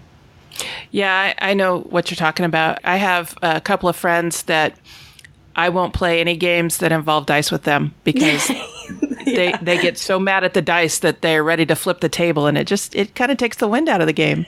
Yeah. And but it's not that they're not good gamers or good friends or anything like that. You just know that if they're not going to have a good time, let's play something else. Yeah. Exactly, right. But you want to play those games, so you've got to find someone to play those games with. Right. Yeah. Now they're great for playing other games with, for playing auction games or strategy games. They're great. Anything with dice, though, nope, it's a no-go.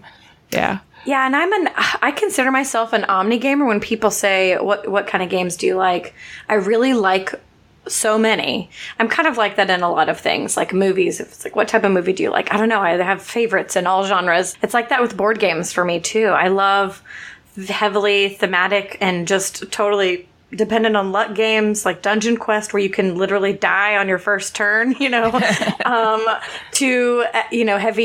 heavy European strategy games or, Twilight Imperium 3 that are 4 now that I haven't played yet, that could take, 10 hours, 12 hours to play. So I love a wide range of games and I want to play all of them. Me too. Yeah. Yeah, I love playing filler games. I love abstract games, engine builders. Probably the only mechanic that I'm not really thrilled about is deck building. Interesting. Yeah. Do you just not enjoy it, or you don't think you're good at it, or? I think I probably just haven't found the right game. No, it's fine. I think I just haven't found the right game. There's a couple that I do enjoy. I enjoy Legendary Encounters Firefly. Okay. And I enjoy Professor Pugnacious. Have you played that one? I haven't. I'm familiar with it. Do you think you prefer like cooperative deck builders? Is that... I think what probably turned me off initially was the Legendary Marvel deck builder. Mm-hmm. Because it's only semi-cooperative, and anything that pits superheroes against one another just kind of causes cognitive dissonance with me. Oh, I get that. Yeah, that's weird. I think that was my first exposure to a deck builder, and because of I had that cognitive dissonance, it kind of turned me off. But I'm still willing to try them. We still just play. We just play win or lose. We don't play that there's like one winner. Ah, okay. So maybe I need to try it that way. Yeah, well, because a lot of cooperative games kind of have that. I think even Arkham Horror does. Like most points that you have, like trophies or whatever, you are technically the winner of the game. Oh, okay. We never play it that way. Yeah, it's just whether or not you save the world. Yeah, because I think it can cause, and there are some games coming out that are like that, but I think I prefer black and white, like co-op or not co-op, or I guess one versus many, which that's to me still black and white, very clear lines. Yeah, that's really interesting.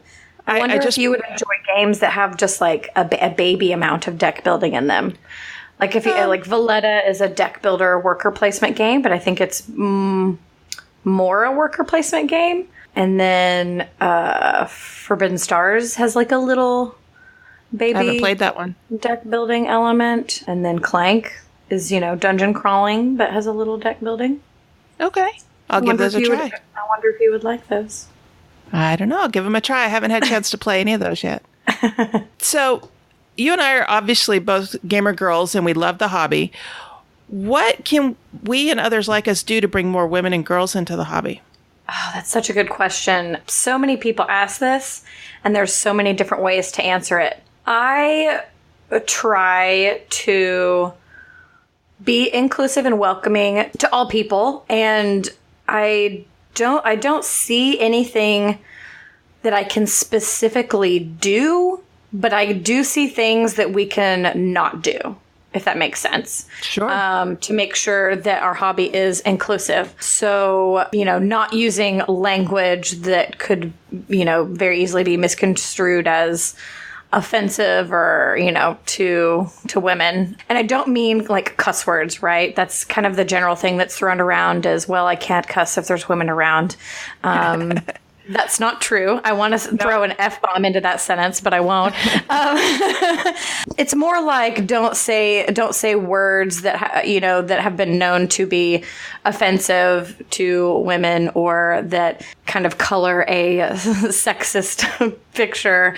Right. Just so there's things that you cannot do, and I think that's one of those things because it can just kind of make someone go, ugh, that was weird. Why did that person say that? That's makes me uncomfortable. Maybe I don't want to come back to this thing. The other thing is, I think just treating people equally. So I made the statement of not saying things that would offend women. Don't say things that would offend men either, right? Don't use offensive language whatsoever. Because if I'm sitting down and I heard someone use offensive language really towards any gender, I would feel uncomfortable, even if it was not directed toward my own identified gender.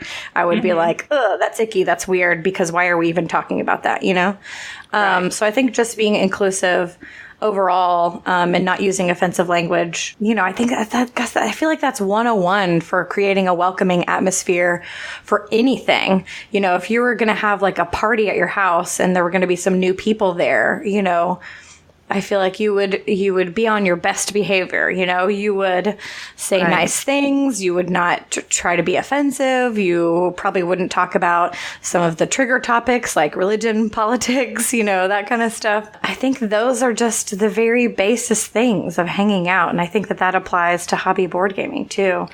I have a friend that when he has parties at his house, board game parties at his house, he puts a sign on the door that starts with, if you're here to game, come on in, don't knock. And no religion, no politics. And then there's one friend that comes that constantly ignores that rule, and he puts in, this means you. And he puts the guy's name. And it's just funny because when he starts talking politics, the entire room goes, no. Nobody wants it. It's like, right. yeah. And then we go back to gaming. So because we want to game, right? We want it to be a fun gaming atmosphere. Not to say that we can't talk about those things, and not to say that me and someone else that plays board games can never talk about those things. But I think, why bring topics that are highly controversial to the table whenever you can instead bring a fun board game to the table? Like, let's just play this game and all sit here and enjoy each other. Because I think if we just look at each other as human beings, I think that all that other stuff is sort of left by the wayside. I think that we win more battles against exclusivity by just being human and showing each other that we're human and we're humans that are caring but also have feelings. I just want to be in that space, and I want to have fun and play games, and that's it. Yep, exactly. I think I heard that Werfel Bonanza was your favorite game. Is that true? I could answer that question in so many different ways, but it's become this little, I don't even know how it got started, but Daryl Lauder taught me this game at PresCon many years ago, and I just fell in love with the idea of everyone having something to do on everybody else's turn. I just think that is so clever and interactive. It's a dice rolling game. It's nothing like Bonanza other than the theme of you're planting beans, because regular Bonanza, you're negotiating. You're sort of creating sets, but they're kind of recipes that are given to you on a card that are random. But yeah, I love, no other game does that quite like that. It's so strange that no other game does that too. But you can do stuff on someone else's turn. It keeps everyone in the game.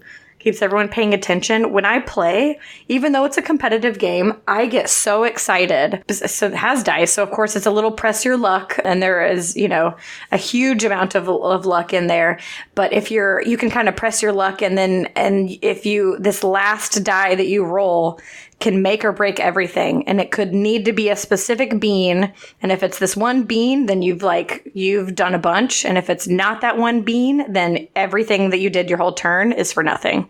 So it's like huge stakes sometimes, and I get so excited when someone rolls that one bean that they need, and it just makes everything click. I'm like, yes, even though now they could win. And then I might lose, but I don't know, it just promotes positive and fun, and I just can't see someone going away from that game being like, man, that's a bummer. I felt like I invested a lot and I didn't do well and I was in last place, or you just can't get mad at a game that's dice, like press your luck like that, I think. Well, I guess you can get mad at the dice, but you just can't get mad at yourself. You can't go like, I employed the wrong strategy there. You know what I mean? Which I think is often why people get upset with themselves in high strategy games as well. I could have done this and that would have had a better outcome, etc. And there's even though it's all player interaction, you're not directly affecting anyone else's score. So I'm not like taking away from someone else's score. So it's not, there's no take that, there's no direct player interaction. It's just all player interaction on everyone's turn, which I think is so great. All right. I'm logging into Amazon to see if I can get myself a copy of that right now, because I haven't played that, but you're so enthusiastic about it. I am so enthusiastic about it that I have purchased probably 40 copies of this game. Oh my goodness. And given them away at conventions. I will teach people the game, and anyone that's like super excited about it, I'll be like, well, you may have that copy. I've given away my own copy sometimes. Oh my goodness. I'll just like buy another one. So I love spreading that game because it's so fun and positive to me. Well, I've sold you another one. Yeah, definitely. I will definitely make that happen. So, what's your favorite game mechanic?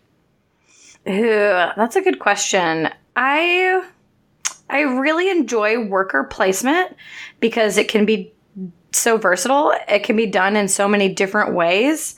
It can be like a cooperative worker placement. It can be sort of a nice worker placement, or it can be a very rude worker placement.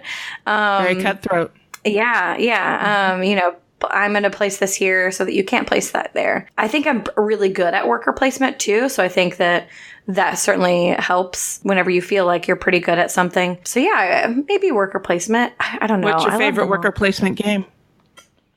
The one that comes to mind that I played the most is Lords of Waterdeep, because I love it has that quest feeling. I love to play video games too, and I love Dungeons and Dragons. So the theme is approachable and attractive to me. I like, actually, a lot of people don't do this, but I call the cubes by their names. I call them rogues. I call them warriors. I call them by their names.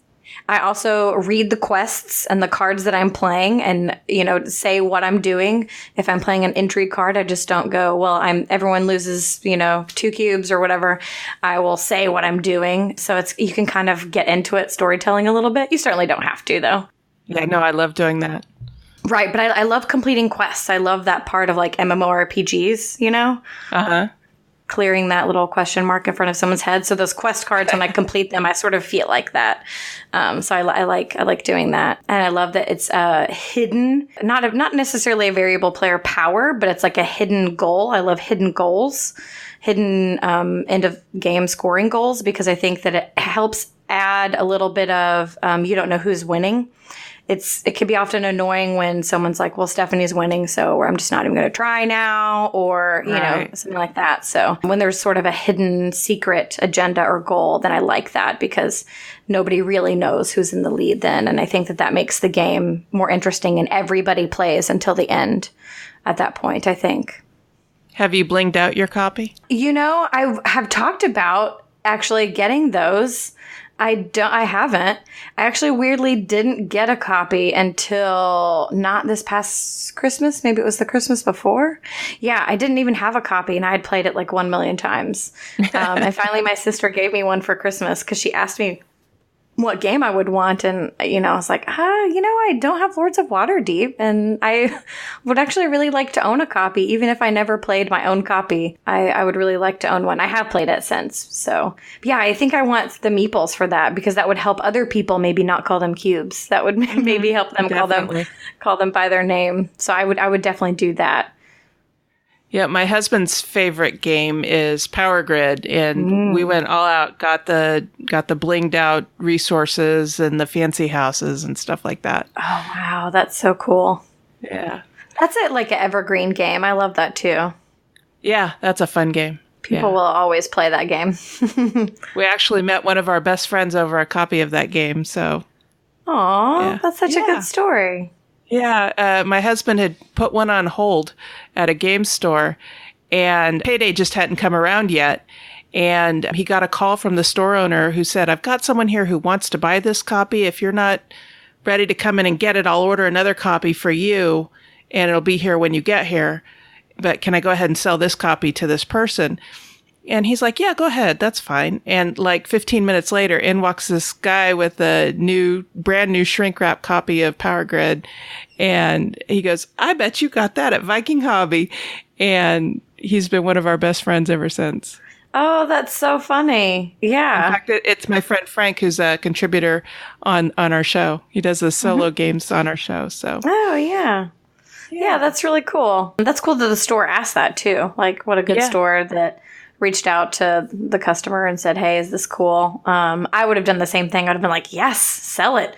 Whoever wants it right now, let them have it for sure. Absolutely. Absolutely. So what's the next big project on your plate? Oh, so much. So, I did the GoFundMe to help get me some equipment so that I can do more stuff on my own. So I'm actually coming to you live from my new PC that I built with my own hands. I had some help, but I researched all the parts, picked out all the parts, and had a friend that has built a couple PCs just come over and kind of help me and supervise just to make sure, because I was terrified of like shorting out my motherboard or something. So I got a new PC and some new equipment. So I'm going to be doing my own thing. I don't know what that will look like yet, but I'm going to have a YouTube channel and a Twitch channel. I mean, I already kind of have the Twitch stuff right now, but I'll have, a full schedule and everything. I have some things already lined up and scheduled out. I just have to kind of settle on the graphic design and like what the heck I want to name my channel.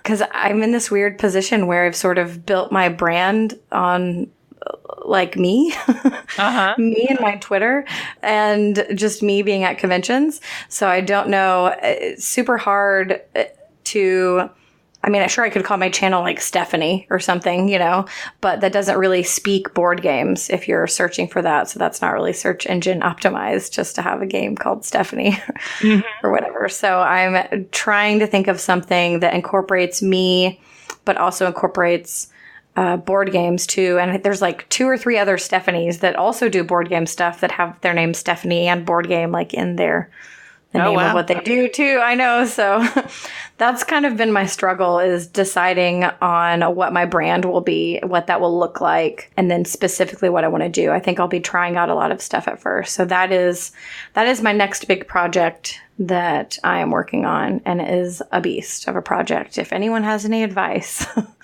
happy to take that in. Well, when you're ready to launch, I hope you'll come back on the show and tell us all about it, what the final implementation of it's going to be. Yeah. And I don't know if I'm going to have like guests or and stuff like that. I do the onboard games and I do Nerd Nighters and I do Games on the Rocks, but it would be really great to kind of welcome all of the people that welcomed me onto their show. It would be really great to have those people sort of involved somehow in my show as like a thank you for, having me on, and now I've got you on too. That would be really neat. I just don't know exactly what that's going to look like just yet. So, well, I hope you'll keep us in mind. Of course. Absolutely. It'll be your turn soon. Fantastic. So how can people get a hold of you online? The best place is on Twitter, probably. It's at insert straw here. There's kind of a weird and funny story involving Capri Suns in college. How I came up with that name. I love that handle. Yeah. I thought it was fun, and straw is my last name. I tried so many things. I didn't know then that I was going to have thousands of followers on Twitter. So I just kind of was like, whatever, name, it's fine. And then now here I am. But yeah, Twitter is the best place to reach me, either tweeting at me or following me. I don't know if you can message me if I'm not following you back, but yeah, tweeting at me I try to respond to everybody. So that's probably the best way. Yep. And you're fun to follow on Twitter too. Glad to hear that. It's not just board game stuff. That's from the brain of me. It is very board game centric because the majority of the people that I follow and that follow me are at least on a baseline, into board games. So there is a lot of board game stuff, and I'll say stuff that's quite obviously board game stuff that if people didn't play board games would go, what the heck is she talking about? So, but I do other stuff too. I play video games, talk about video games, and just life in general. So cool. All right. Well, thank you again for coming on. I appreciate your time and your enthusiasm for the hobby. Thank you. I am very enthusiastic. So glad that you guys are a part of our hobby and doing stuff like the Our Turn podcast. This is Charlotte, and you're listening to Our Turn podcast, Women on Gaming.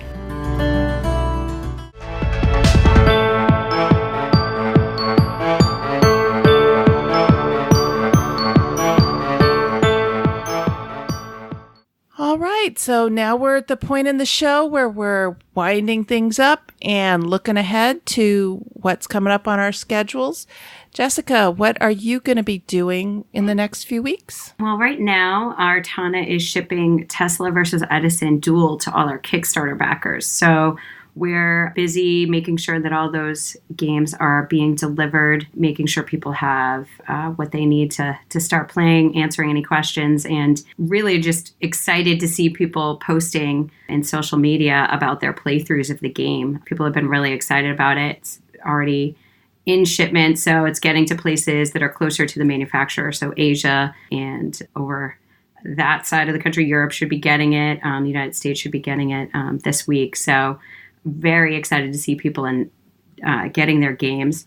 And then I'll be going to Essen Spiel. It's a little more than 2 weeks away. And I sound you lucky duck. I know. I sound like a broken record to all my friends because I can't stop talking about it. But really excited. This will be my first trip to Essen. So I'm really excited to be there. That's exciting. I know nobody could live with me once I got my plane tickets and my Essen tickets. I would be making everybody miserable. Yeah, it comes up a lot. People just roll their eyes at this point, but well, that is exciting. I hope you will do a convention report afterwards and tell us what your impressions were of Essen. Sure. We'd love to have you. Now, I mentioned at the beginning of the show that you had reached out to join our team, and you're going to be being an occasional regular contributor. Is that right? Yes. And we had talked about you doing segments that talk about things from the publisher's point of view. Is that still the plan? Yeah, absolutely. Yeah, I can fill you in on what publishers are looking for when you're, for game designers. We do have a lot of people come to us with their game designs. And, I think it's a good thing for good designers to know what they really want to focus on when they're trying to present their games to publishers and what's important to touch on in that aspect. But even to just give a publisher's kind of eye view, like what we do, the problems that we run into, the fun that we have, I'd be happy to share a perspective on that as well. Excellent. I'm really looking forward to listening to those. So what I've got coming up in the next couple of weeks anyway, next weekend, I am playing the game of Chase the 2-Year-Old. I have a 2-year-old niece named Walker Lynn. And hi, Walker. And my sister-in-law, Sunny, is a member of the Air Force Reserve. And so she has to go do her 1 weekend a month, 2 weeks a year thing every so often. And so once a month, I go out and watch her for the whole weekend. because my brother runs a business that he needs to be out on the weekends. So I get to spend the whole weekend with my sweet little niece, and I'm really looking forward to that. I'm trying to indoctrinate her early into board games. I got her Hannah Honeybee, and her birthday's coming up in December, so I am looking at a couple other games to get her. Probably at this point just from Haba, because they make games that are just perfect for that age group. Very true. And then I have another library game day coming up. Our main group here in Sacramento is organized through Meetup, and they do a game day at a local library once a month. And it's open to the public. Anybody can come. We usually get there between noon and 1 is when we get the community room. And we just stay there and play games until we're tired of playing games. And, sometimes that means we leave at 8 o'clock in the evening. Sometimes we don't leave until 10 o'clock in the evening. Sometimes we stay until 2 or 3 o'clock in the morning. It just depends on what we're doing and who's there and what everybody wants to play. So that's always fun, and I'm looking forward to that. That sounds great. Yeah, it's a lot of fun. And it's neat that our local library system, a bunch of the libraries have these community rooms that have an external exit.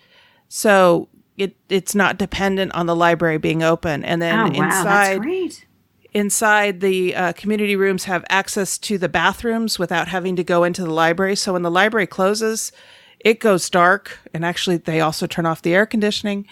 But aside from that, we are allowed to stay in the community room until we're ready to go. And then we just drop the key into the book deposit and leave, shut off the lights and leave. So it's really a neat resource to have. That's an amazing resource. That's great. For gamers, yeah. So where can people find you online? So as you said, I found you on BoardGameGeek. I'm on BoardGameGeek as BoardGameGirl, BoardGame_girl. And I'm also, that's where I started out. And then I joined Instagram with the same name, and pretty much all social media, Twitter, I think I'm BoardGame_girl1. And Facebook, BoardGame_girl as well. So all across, I'm Board Game Girl, in addition to hanging out with Artana and helping with their marketing. Very cool. And then you can get a hold of me through Twitter. I run the Our Turn podcast Twitter handle, and I do all the tweeting through that. My co-host Sarah runs the Facebook page. So when you're talking to the show and leaving comments and getting responses from us there, it's Sarah that is usually responding. I'll pop in there sometimes and leave my 2 cents, but I usually try to do that as me rather than as the Our Turn account. And then if you want to connect with us directly, you can send an email to feedback@ourturnpodcast.com. And the show notes for this episode will be ourturnpodcast.com/episode 50. So that's quite a milestone for us to hit. Awesome. Yeah, it's very exciting. So anyway, until next time, and on behalf of the entire Our Turn podcast crew, that was our turn. Now it's yours.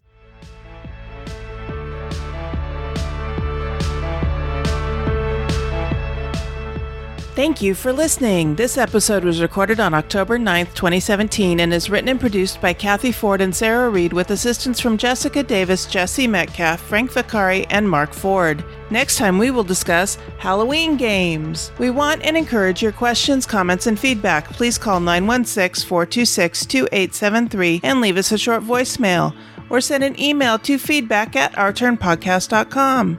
Our theme music was composed by Adriana Crickle. Incidental music was provided by Ben Sound. Please check out our show notes to learn more about these talented artists.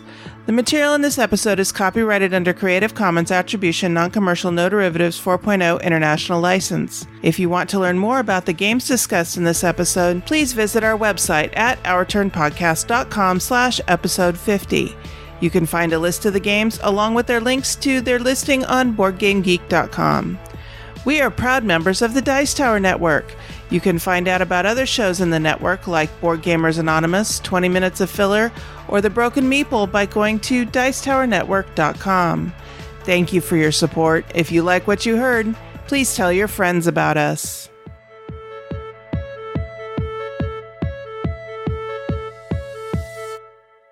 This week's official Our Turn Firefly count is 12. If you are playing the Our Turn drinking game with anything stronger than a sarsaparilla, please seek immediate medical attention. Thank you.